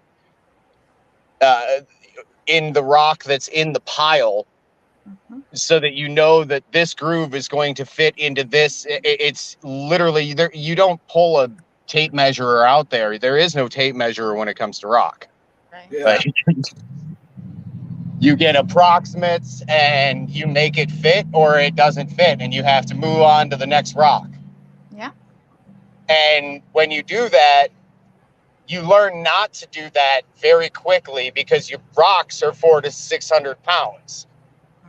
And I weigh 150 pounds soaking wet. Yeah. Yeah, and normally when I'm moving those, I am soaking wet and it's purely sweat. Nevertheless, my customers, when they look out their window and they see this rock wall, that gives them a story for every time they're out in their backyard and they look and somebody says, oh, that rock wall looks nice. Let me tell you, this motherfucker was out here. Bare shirt, no shirt on, barely any shoe, wearing sandals. I'm telling you, this guy was nuts. He was picking these damn things up and putting them into place. He had this rock. Yeah, I'm telling you, it's great. It's hilarious, but that's my legacy. Well, that's beautiful. It is. It's good times, to say the least. It's a talent too, you know, because it's all in the mind, the numbers, the calculation, you know, the perception to perceive it outside of you and do your work. You know, that's a lot of skill for you to know. For you There to know is no that box. about yourself. There is no box to even think outside of when it comes to rock walls. There's no space. Because what people think of space is not what space is. Space is a vastness that cannot be explained, but yet it holds every potential for possibility. You know? Sounds like a lot of nothing to me. Well, it's a dashboard of a rainbow reflection. That's what it is. And there's your curvature. You know, there's your curvature. You don't necessarily need to know that the earth is round or flat. It's just, it is what it is. And the appreciation of knowing that you know that it is what it is what connects you to others that are like-minded, so that you flow in this world, you flow in the connection of what it is. And that self-centered knowing, but it's not arrogant, it's iridescent. That's what I get you. That's why you put the mask on first. Exactly. You got to be able to breathe first in order to save another. And if you don't love yourself, you'll never be able to love another. Because love comes from within. It is. And if you hate yourself, you'll hate everybody else. And it'll be very self-evident, or it'll be very evident in oneself, rather. Yes. Yeah. And what does hate do? Hate hardens. Hate destroys you. It hardens your organs. It contracts your body, and you're a stiff neck, a stiff head, a hard head, and you ain't got no connection. And thus you have no reason to be here. Well, anytime there's resistance, it's much like sandpaper. There's going to be something that has to come off. Yeah. I love There's always some waste that when there is resistance. That's one thing I learned about my dad is working with wood. And he taught me how to use the sander and the nails and the nail guns and the hammers and the saw and all these things, you know. But I'm not very good at the mathematics of it all. I can't tell you the numbers because to me... You learn in pictures, I would assume. To me, as a woman, there is no numbers because there is no space the way people project it to me. You know what I'm saying? Yep. Yeah. So I appreciate the mentality of mankind to the figures of what numbers is and how they can project it in their workmanship. But as a woman, it's in here, inside. Thus, I do it with the family, with the structuring, the numbers, the calculations of my alchemical design to not just feed physically, but feed spiritually, that the physical is healing through the spiritual, and thus there's a family connection. Yeah. So you had said that you did hospice work? Yeah, for 11 and a half years, I did CNA and hospice care and medical records and maintenance man in there. So my mom went through hospice a while ago. She's passed on a couple years back and whatnot. So it's not like a fresh memory. So you won't catch me, busting out crying. I'm just curious, legitimately. When I heard that she was going into hospice, I went out and was part of that care. Good. Yeah, it was the best we had so many conversations. Yeah. A lot of it was not said. Mm-hmm. We had a lot of conversations that were not spoken. I understand. But definitely an understanding between her and I, and a lot of healing. Mm-hmm. A lot of those places where she as a mother said, hey, you know what? I fucked up here and I fucked up here. And me as a son looking at her saying, Mom, I don't give a fuck. Right. I did then. But you're here and I don't give two shits. Well, the reason I bring it up is I'm curious. Have you, in your experience, did you ever have anybody that had those types of conversations and you kind of answered it with your reaction? And then B, have you ever had anybody that helped out actually, I wouldn't say help it. Basically, what I did is I went out and juiced for her, and I processed all the toxins that they were putting in. And the hospice nurses kind of got angry at me, but my mom was like, thank you for clarity of mind in this time. Thank you. Yeah. So it was kind of one of those, I don't care what the hospice nurse has to say. Right. But basically what I was doing was I was processing out the fluids as they were injecting her with the painkillers. The fluids start building because, like you said, the stillness, yada, yada, yada. Mm-hmm. So my question is, do you know if it was actually that's what I was processing out, or was it just like, do you know, I suppose you'd need to know what I was using. It was a lot of parsley. Parsley's a lot of what? Parsley is very good. Yeah, I used And a juicing. lot of You parsley. juiced it, right? You Yep. juiced it. Okay.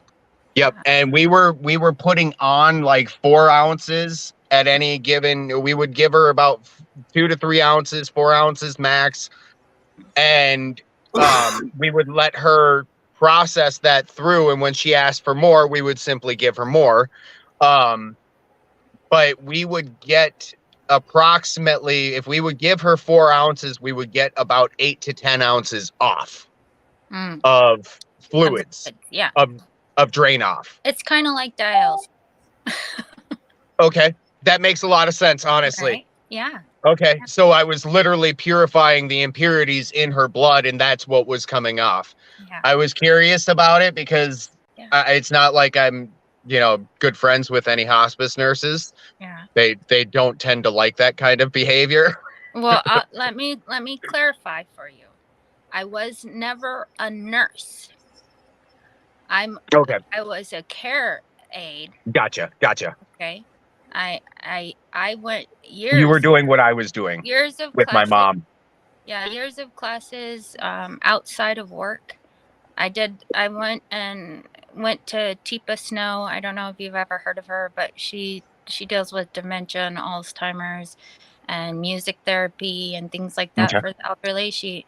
I went to tons of her classes and a lot of online courses myself because you have to do so much to keep your license.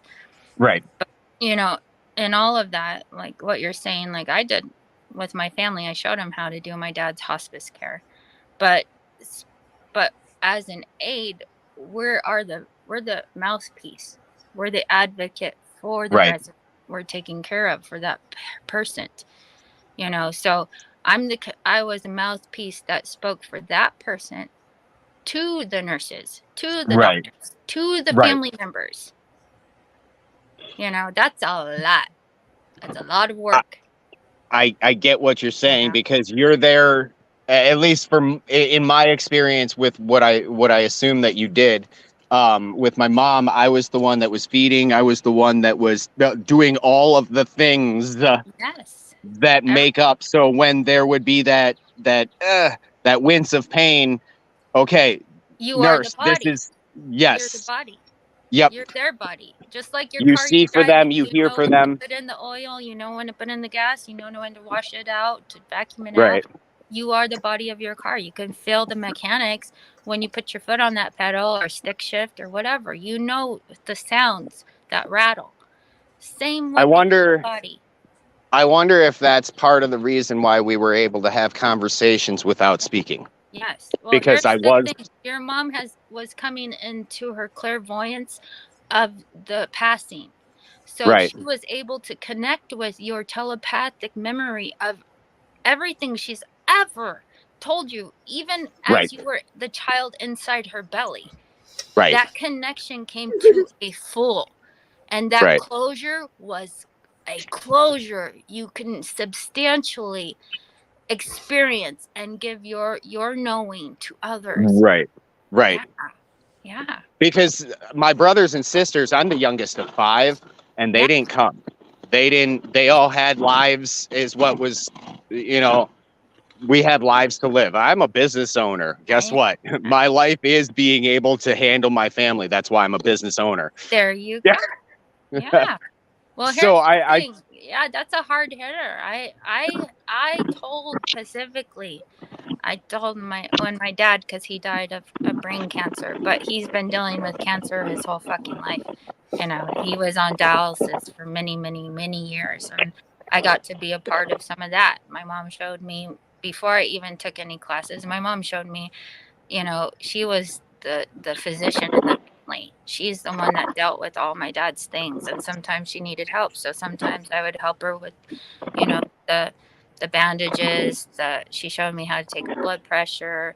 I learned how to look as a child growing up with grandmas and sick everybody in our family.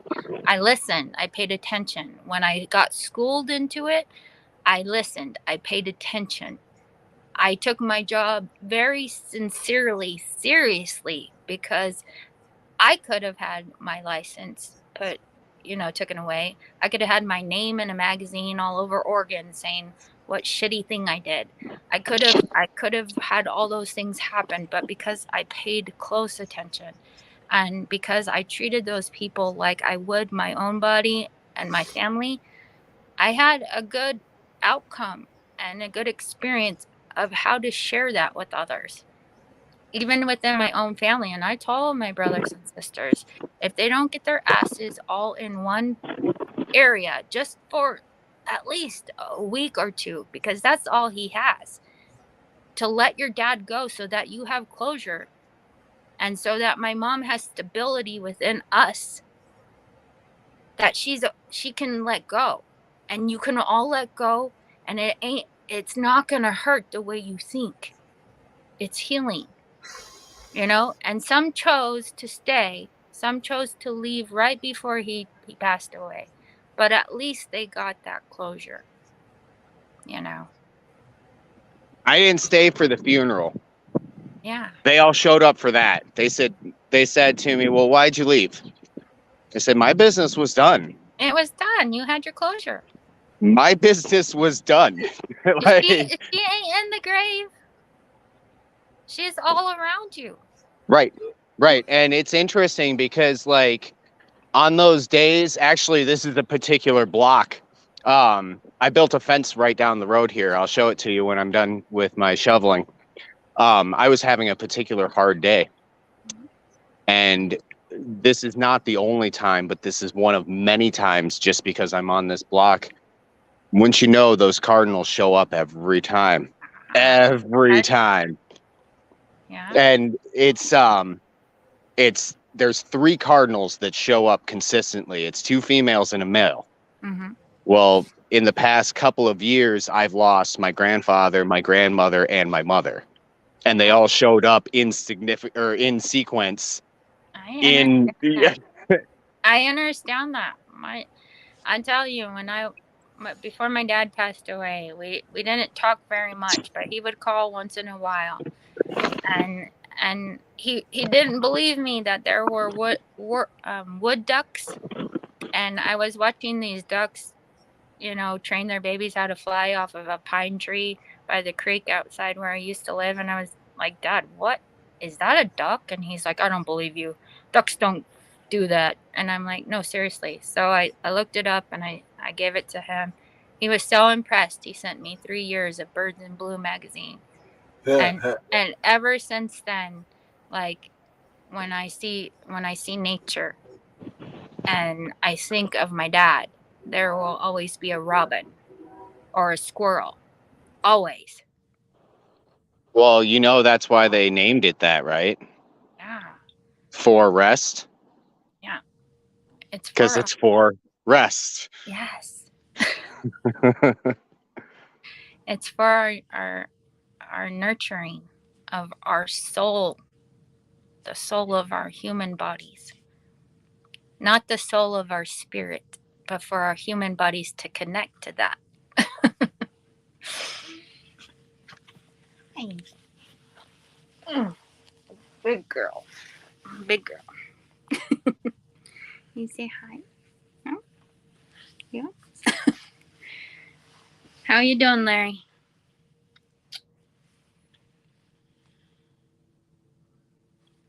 Are you doing okay, Larry? I think you're on mute. I can't hear you. I'm sorry. I said I'm just feeling what you guys are putting out. It's beautiful. Yeah, I see that. I feel it. How you're letting it soak in. Well, I can relate a lot to it, and all the life experiences and shit. Right? Tell me about it, Larry. Well, it's like, I don't know. My relationship with my mom is like when we were apart, we were thick as thieves. We got along great. We could, communicate. We could do everything. But once we got together in the same house, we just butt heads, argue, fight, whatever. It was always like that. And it's like I knew my mom had insight and powers, like lack of better words to call it, but she knew things and did things that, but I never really realized how much she knew and how much she could do until later on. And it's kind of like when she was 9 years old, she broke her back and she was in the hospital for over 10 years with a broken back and had like 4,000 hours of surgery and all this other shit. Wow. She used to tell me that, all this stuff that she went through, and I kind of listen and I kind of comprehend, but I never really did until after she passed away. And I found like 10 newspaper articles on my mom and how at that time she had more surgery done than anybody else and all this other shit, and it was just like, whoa, that's when it really sunk in. It's just like, holy shit. And she used to tell me, well, that's one of the reasons why she'd let me get away through hell, because she didn't know what kids were supposed to do because she spent her whole childhood in the hospital. Oh, yeah. So she learned how to read, very well. She was one of these, this is no lie, you could turn the pages as fast as you could, and she could read every fucking word on that goddamn book. And then you could pick you could pick any page of the book, say 237 paragraph B or whatever. She'd tell you exactly word for word what the fuck it said. And I'm just like, how the fuck can you do that? And she's like, well, when that's all you can do is read, you learn how to read pretty damn good, Your mom must have had a beautiful imagination. Yeah, she knew. I mean, she was really in like the nature. She always had crystals. She always had different rocks. She knew all the different powers, what different crystals had. Yeah. I never really appreciated it until later in life. Yeah. But where I was going with this is when she got sick one night, she went to the hospital, and the hospital basically didn't want to listen to her. And I understand, because she'd already made a name for herself through all the hospitals, getting drugs or whatever, because, after spending 10 years in the hospital, basically by the time you get out, you're already a junkie, especially in the 50s. Right. So that's one of the reasons why, too, I think she used to raise me on like reefer madness movies, because she didn't want me to get involved in drugs, because she knew it destroyed her life and she didn't want to see that happening to me. Yeah, I understand that. So she went to the hospital and they basically kicked her out. She went back next morning, because she still wasn't right or whatever. And by that afternoon, she was gone. Wow. And it was weird because I was trying to bring the family together, and basically everyone's like, no, you're the oldest child. You need to decide what to do and how to do it and when to do it and this, that. And I'm like, dude, we're a fucking family. Why can't we, talk about this shit? And all they were interested in, of course, was the things. They weren't interested in what was going on, right? Right. So anyway, I go in there, and she's in a medical coma or whatever. And I'm looking at her, trying to ask her for help and, give me strength and tell me what to do and shit. And all of a sudden, she fucking sat up. She fucking sat straight to back up.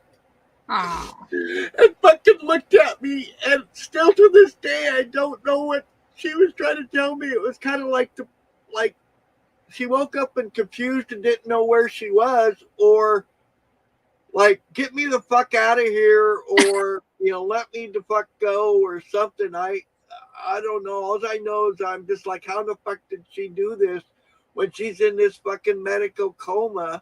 Right.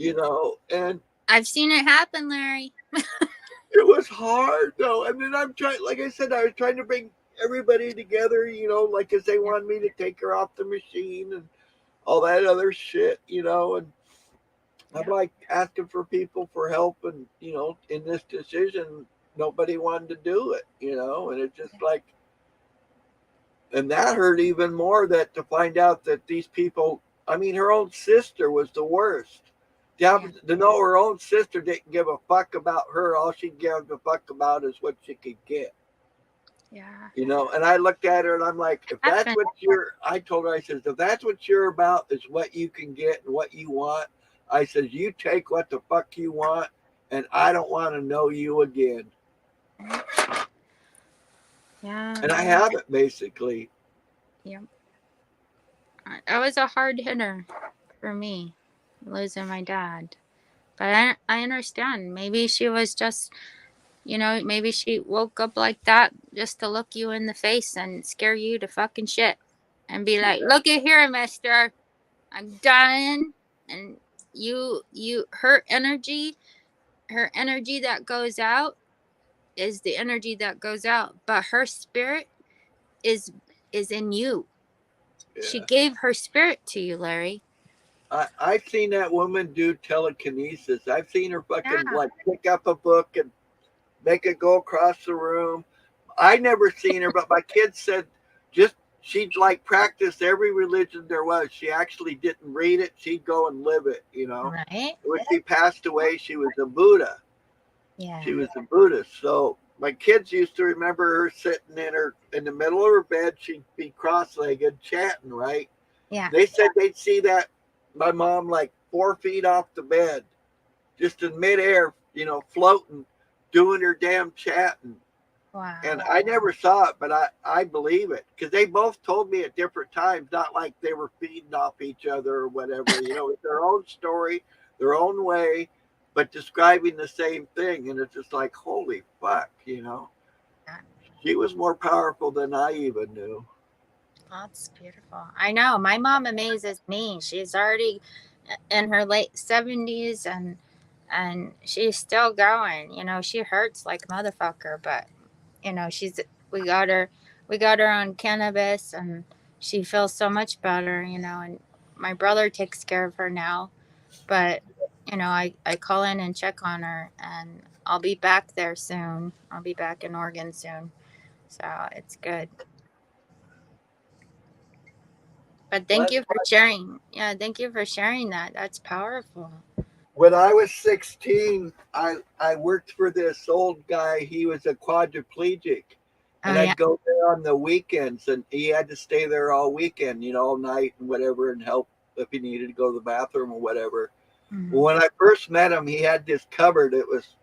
He must have had like 100 different prescriptions he was taking, you know. And I'm like, hey, dude, you know, smoke some pot with me. Right. I started getting him high on pot and shit. No, by the time, in like a month, he took almost all those fucking medicines he stopped taking. Because he's like, this shit is helping me more than all this shit ever did. I mean, I'm even had him fucking like, okay, Larry, help me up. I'm going to take a fucking step today, motherfucker. I'm like, fucking do it, you know? Right.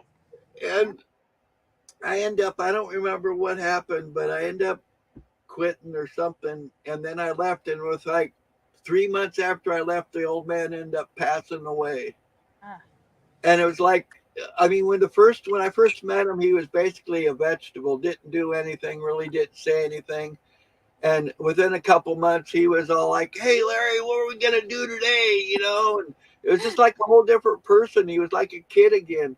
Yeah. And I asked him, like, well, dude, have you always been this way? And he's like, no. He's like, Larry, I'm going to tell you. He's like, I was fucking stupid. I'm like, well, what do you mean you were stupid? He's like, well, we went and got drunk one night, and this guy bet me that I couldn't go up this mountain on a motorcycle, and guess what? I couldn't go up that mountain on a motorcycle. Oh. But I mean, the change in his personality, and just to see the light, you know, evolve again, that he wanted to do stuff. He wanted to live again. He wanted to try to walk again. He wanted, you know, he had some light, you know, instead of just being that, you know, give me some more pills, give me some more, you know. I can't stand that. I know what you're saying, but after my dad had passed away and my mom, she moved in with me, my mom was like 300 pounds and fucking, I didn't recognize her, you know. I was just like, me and my sister were crying because we didn't recognize my mom. She had put on so much weight, and they had her on 5 different medications. And when I was able to quit my job and sit down with my mom and for a little bit take some time out with her and do some research for her, we come to find out that my mom was having all the side effects from every other medication, which was all her, everything that was wrong with her was those pills. Yeah, exactly. So I started doing the Gerson diet with my mom, and we started doing some other like herbal remedies for her. And my mom lost the weight, like she lost the weight, and she was off those medications. I slowly got her off, got her on, me and her did the cannabis thing and urine therapy. My mom did more than me. I think she did like 40-day fast of her own urine. I did a 31-day fast of my own urine. And we've been better for it ever since, and we still do them occasionally. We do our fasting. We still do the cannabis. We still do the exercises, and my mom loves gardening, and she is a very neighborly woman, but don't ever fucking cross her line. I tell you, that woman is something else, Yeah. and That's where you get your strength from. Yeah. My mom's like the fucking rock. She is. You wouldn't think it to look at her, but yeah, she is. She's a great woman. I've had those moments with her though. We've talked, like Nub said, he talked to his mom about some hard hitting shit, and me and my mom had our days where we did not want to be in the same vicinity. And my mom, I remember her one time because she never liked to say a fucking cuss word. And I told her one day, I'm just like, go ahead, Mom, say it. Tell me what you really want to say. And she's like, you're a fucking bitch. And I just started busting up laughing so hard. And she got so mad and walked out. And she come back in the house and she was just like busting up laughing. She's like, you did it. And I'm like, I told you. I'm like, Mom, you got to let all that shit go. We're here now. Now. This is now. But we do have to go back on those roads to clarify some shit, because I need it. I need it for my clarification, so I know that those aren't just made up fucking stories. That was my life. Right. That's what made me now. Don't hide that from me. Don't hide it from yourself. This is you. This is me. You. Your daughter. Yeah. I am totally different from all the rest of my siblings. They're totally different from me. We are not. Just because we came from your body does not mean that we're just like you. We're not. Right. We're a reflection of life that came from you that longs for itself. Right. And that's why I love. That's why I have love for all my siblings and all the hardships that we've been through, for our nephews and nieces and the grandchildren and everything. Yeah. And regardless of the fuckery of this world and the impressions it's put on our family members, I'm still fucking here. That's kind of like, when my mom was in the hospital, they told her that she'd probably never walk again. And she was one of these people like, fuck you, I'm not fucking walk again. And then I even had pictures of her. She worked as a cocktail waitress, as a Playboy waitress. Wow. So she had to be pretty good looking woman to be able to do that. So, and she could never really run, she could walk okay, but she couldn't run. So she got really good with a tennis shoe. And I'd always try to run away, and I swear those tennis shoes were homing missiles. They'd go around corners and fucking down the hallways, up stairways, and always hit you in the back of the head, every time, and I'm just like, Mom, how do you do that shit?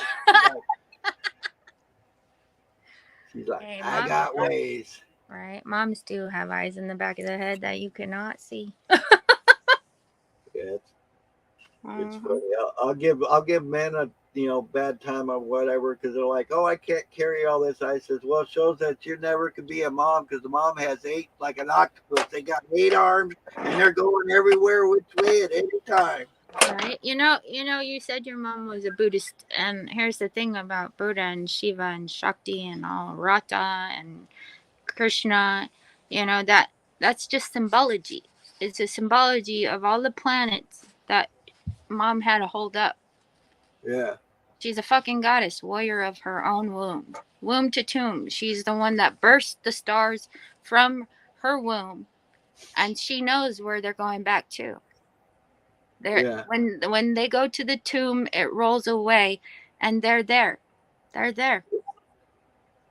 Yeah, I thought it was pretty incredible, because she said, like, she did Christian, she did Hare Krishna, she did them all. She actually lived their life. She said, she said, yeah, she'd read the book and, understand it, but she wanted to live it for herself to really comprehend what they were trying to say.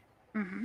And like I said, when she passed away, she'd been a Buddha for, I don't know, probably 5 years, I'm thinking. Yeah. Really, she just came into her knowing of it all. She always was. Right. Yeah. My dad and I had a conversation a couple of months back. He was talking about all these Muslim terrorists. Yeah. And I said, Dad, how many Muslims do you know? Right. He said, well, back when we lived in, I said, no, now, currently, how many do you know?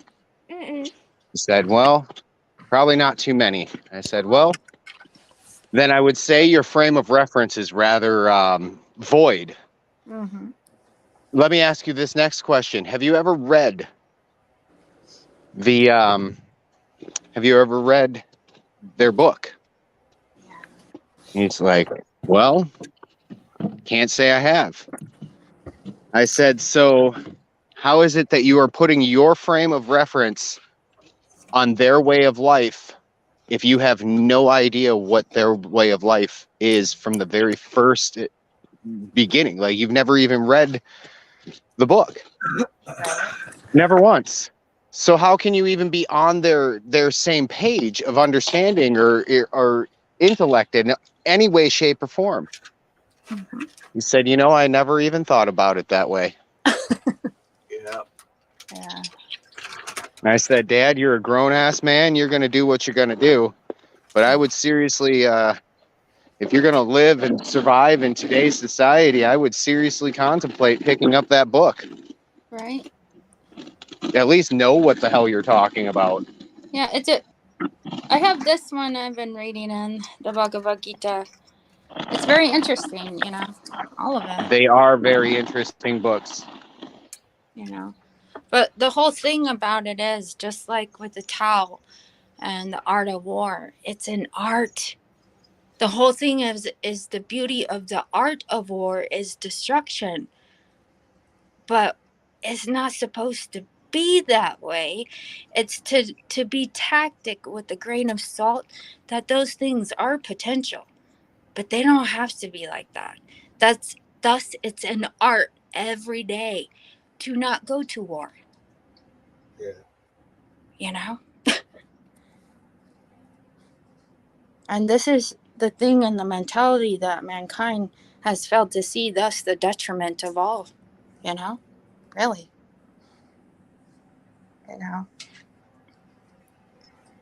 I've worked with so many vets, women and men, and all those who have passed away that I've taken care of, they all say the same thing.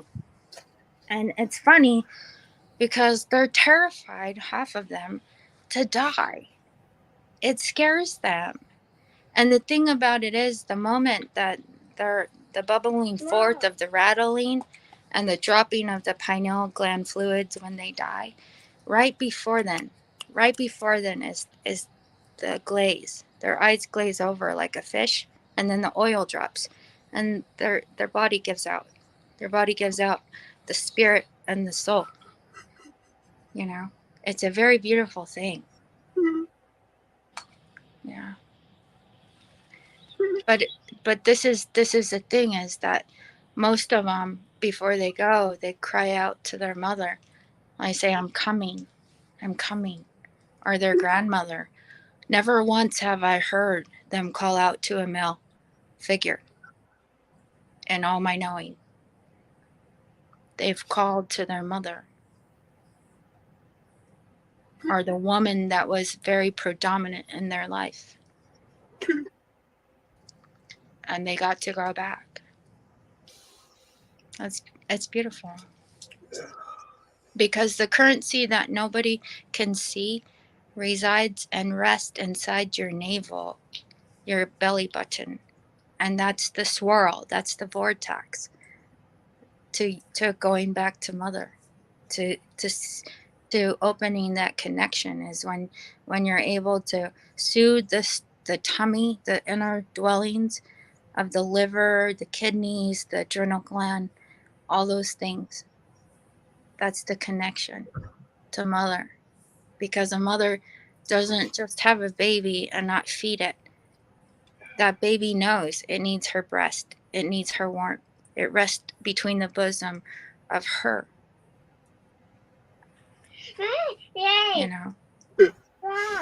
That's the unspoken word of frequency. There you go. It's on. That's why mamas can look at you like, and you know, she don't have to say a fucking thing. You just know. You know that look. You know? And it's not that you're in trouble, but it is disappointment, because she knows you know better.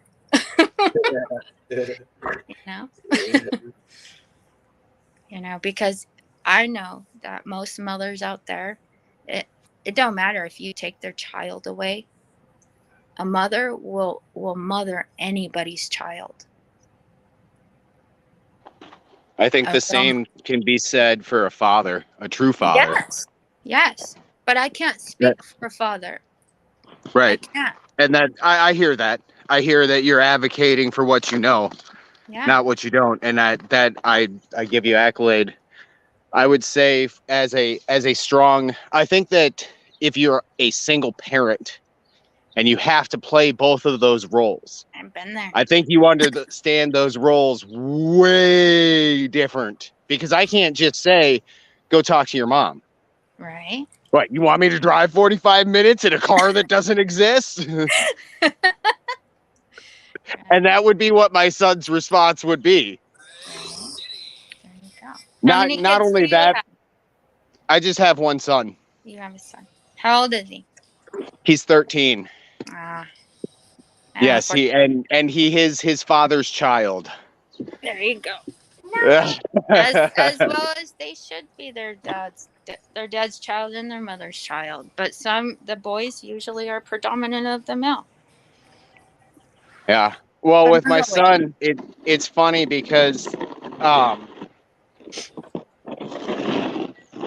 I'm very carefree. I'm the free spirit in the dynamic, and his mom is the postal worker and the, this, that, and the other thing. Like, so he gets that interesting perspective, and he goes from one dynamic to another. Like, I asked him what he likes about Dad's house the other day.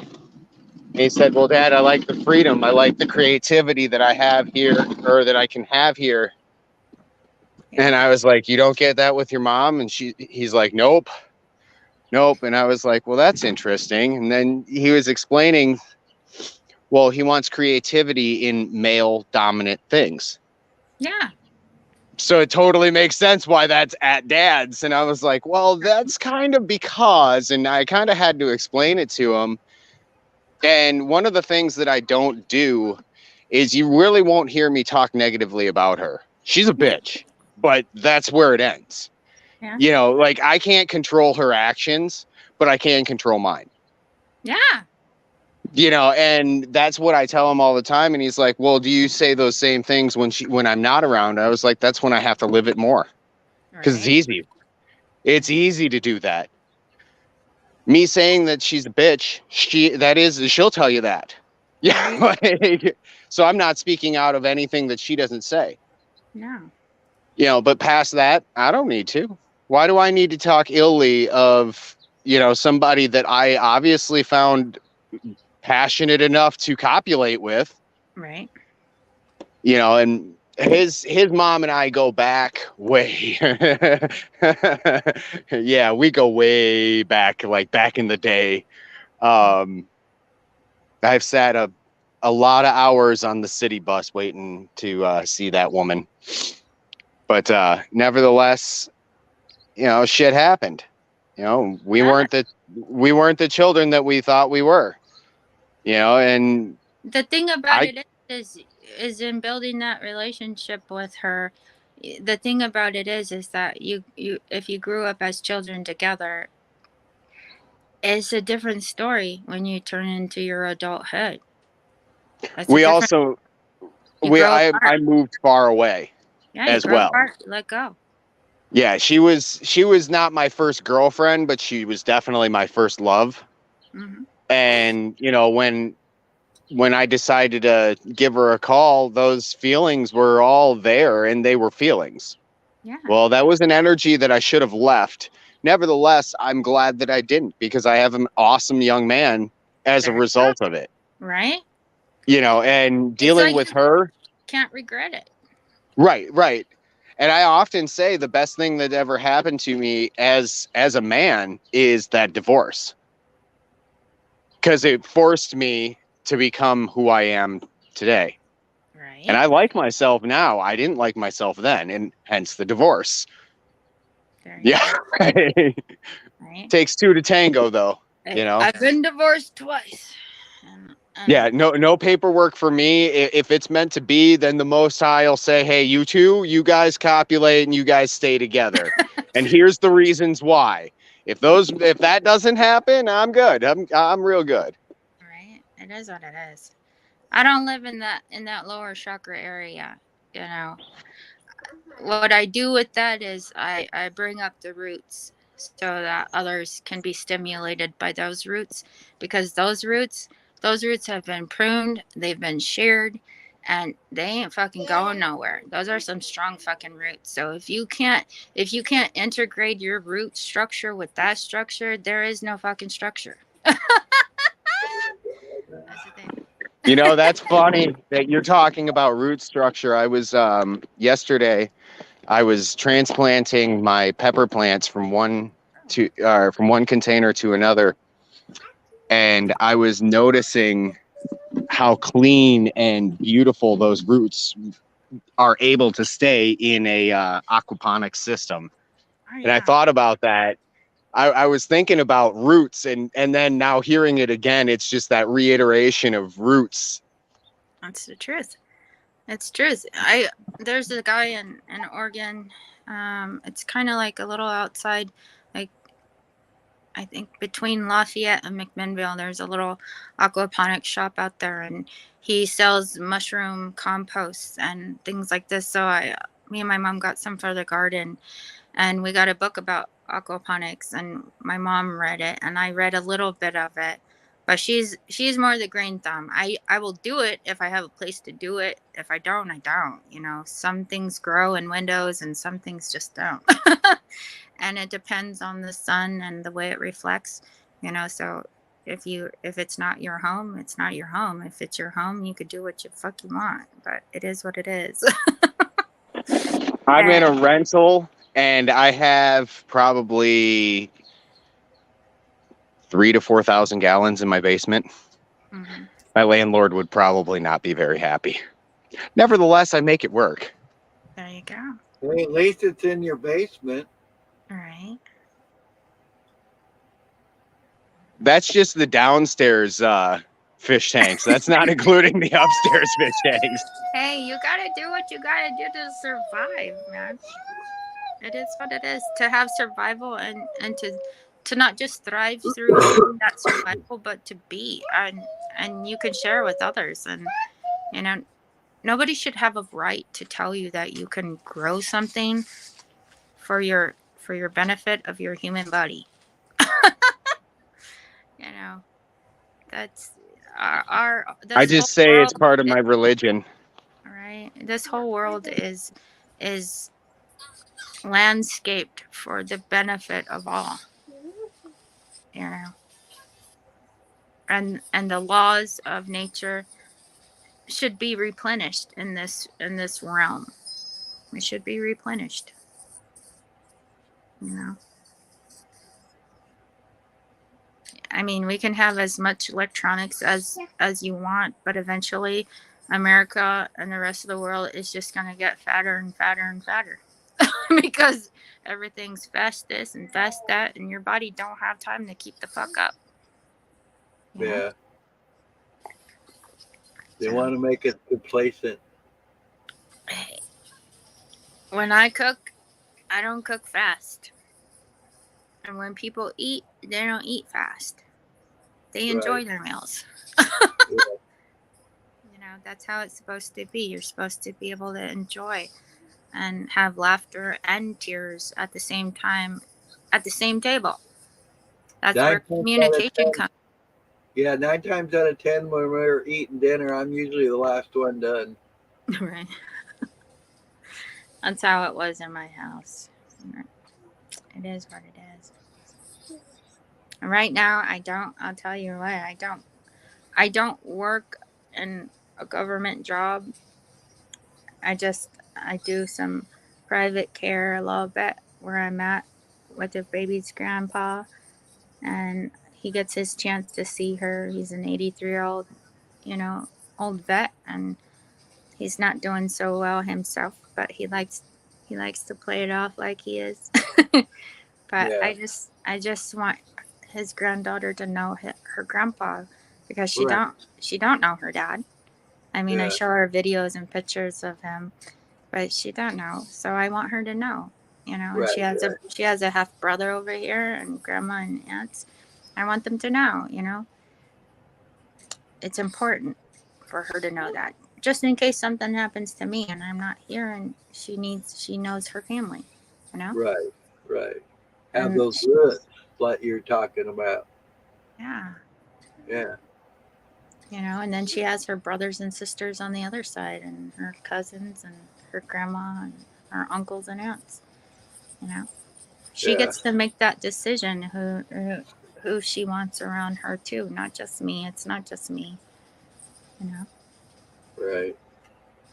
But kids need that. They need to know that they have a resources of family members to go to, and roles in the family are very important, regardless if you're together or not, regardless if you're divorced or not. That child still has cousins with that other person. They still have grandmas and aunts and uncles. Why make it any harder than it already is? It's what beautiful about our kids is they're able to adapt in certain ways, but also while they're growing up, they need that. They need communication. You got to find it. Yeah. I learned to share. I don't live too far from my son's grandparents on the other side.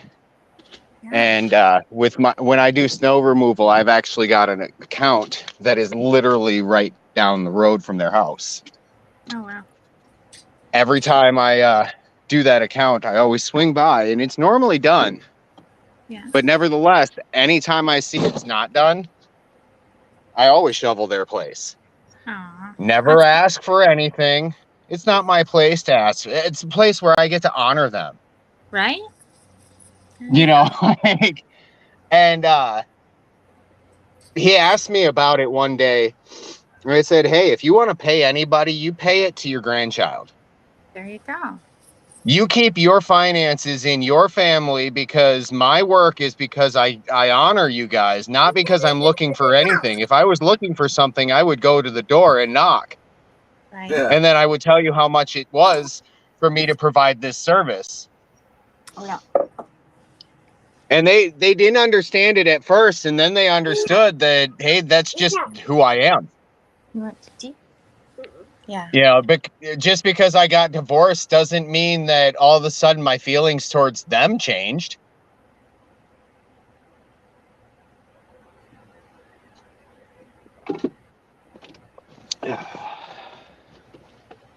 Holy shit. Yeah, I totally get that. Oh, man. Yeah, my understanding of how things are supposed to work is probably a little askewed from this standard norm. I just look at the standard norm and I say, wow, this is kind of dumb. Yeah, Doesn't seem like it's how it's supposed to be at all. it's not. It's society drilling into the family unit, and it ain't okay. It's not okay.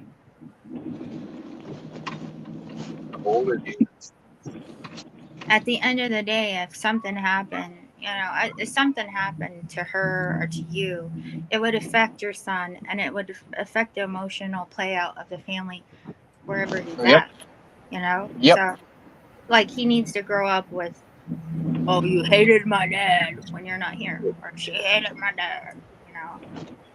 Right. Me and my And the ex thing didn't is have like a- I've definitely gone out of my way to make sure that, like, if I know that there's some kind of need that they have at their house, I always, like doing construction and shit, I kind of have the ability to do a little bit more.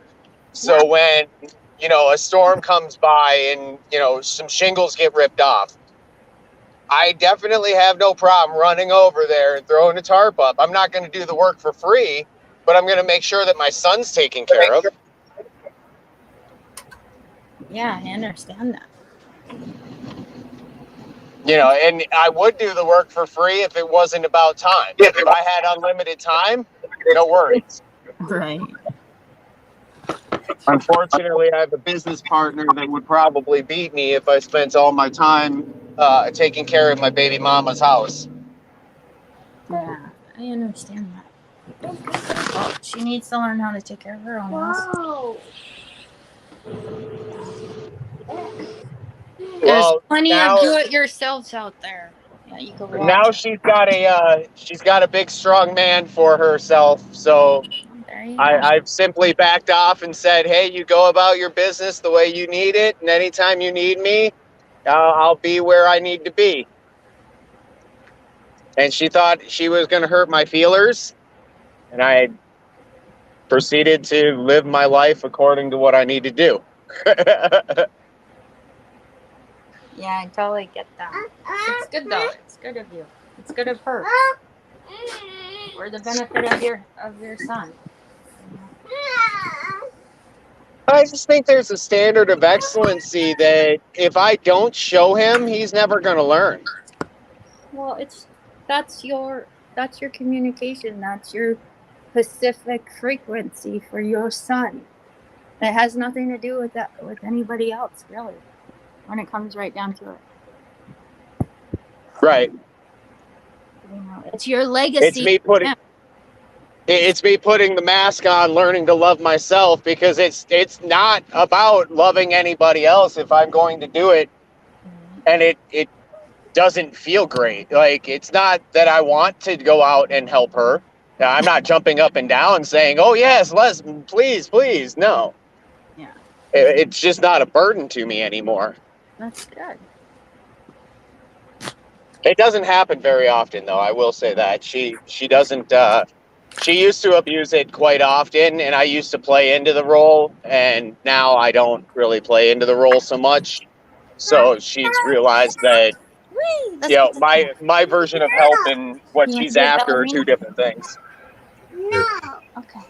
Yeah. I see. What do you want? You want to get dressed? This way? Okay. Yeah, I get it. That's a beautiful thing, though. Like, I had to learn how to cut myself, from that cord of my exes, and let my children just be the cord you know, and let them do it. They have their own voice. They could speak of who they want to be with.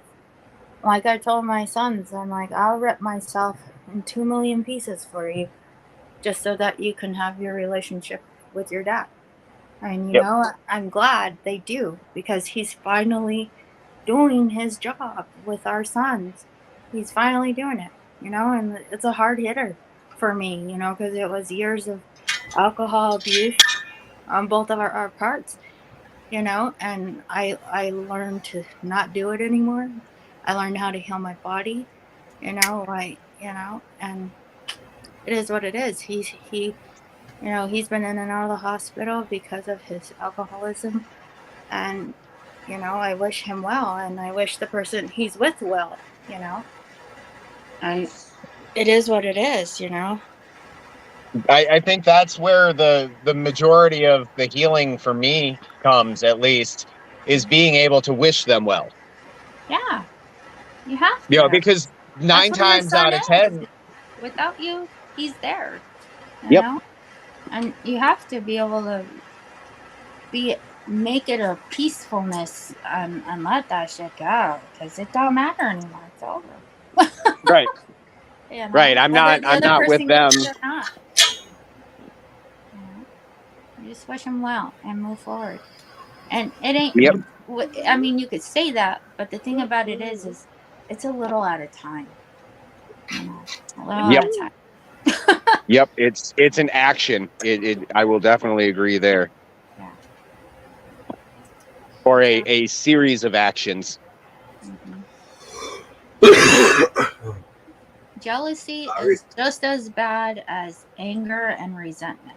It will kill you too. There cannot be jealousy within a relationship. There can't. And there has to be a reasonableness when it comes to communication and conversation. The word is just that. It's a con inverse. It's a con, because a lot of people don't want to recognize the mirror that they have to look in every day. They don't even realize they're looking in a mirror. They forget the mirror they look at. They forget that you are me and I am you. Yeah. Imagine that. Yeah. Reality, what a concept. Right. And if you just look at the word, it's a reel, like a fishing reel, into reality, a reel, and real L-I-T, ally, T. What is a T? It's the cross that stands, and you have to pick it up and move forward. Yeah, for sure. I've really enjoyed talking with both of you, and the other ladies too. And then you guys have a beautiful perception, your own perception of your realities, and how you can communicate with each other. It's beautiful to see. Well, I love it when we can all just have these kind of, conversations and relate on a spiritual, on a growing, environment. It's beautiful. And sometimes, like you've seen, it takes over me, and I express how I'm feeling, what I'm, from you guys. And it's just beautiful. Yeah. Well, I'm glad I get to be a part of that for people, and I get to see them healing, on the inside. It makes me happy, to see it happening, regardless if anybody else can see it. For me, it's a beautiful thing for my experience. Oh yeah. Oh, uh-oh. We lost her.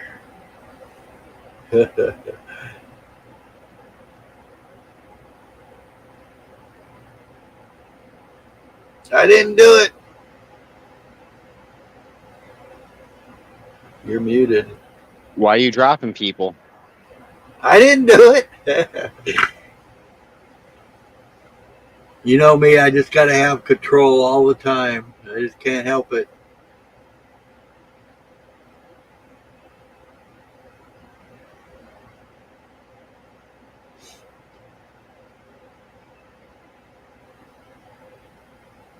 So are you done yet? Now you're muted again. Too much damn snow, but there's not enough here. Yeah. I would have figured you would have whipped that shit out in like 2 minutes. Yeah. Every once in a while. I don't have my shoveling partner with me. Oh, you're going to blame it on that, are you? He's a good worker. I'm giving you shit, man. Well, if you don't give me shit, you won't give me much else. That's right. If I didn't do that, you wouldn't know I didn't care, right? True. That's how us men roll. We got to give each other shit to show them we love them. What the hell's up with that shit?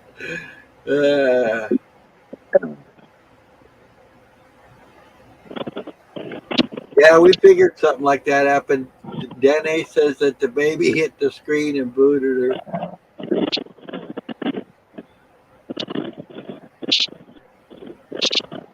I'm going to mute you, man. That shoveling's pretty loud. My bad.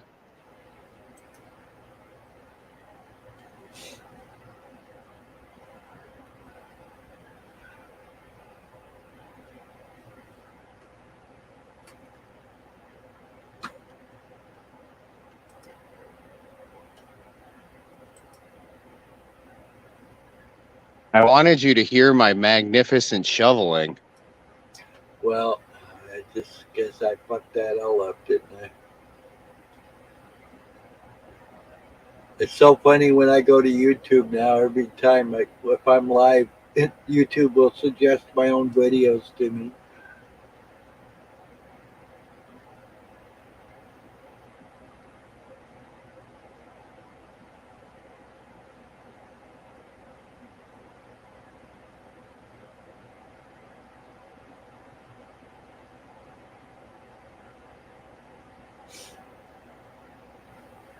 Well, Larry, I'm not going to be much entertainment for you by any means.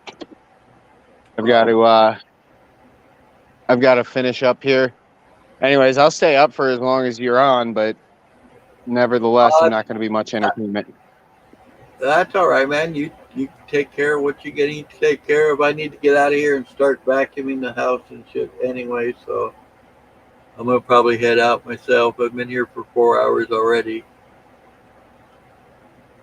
That must mean it's 9 o'clock.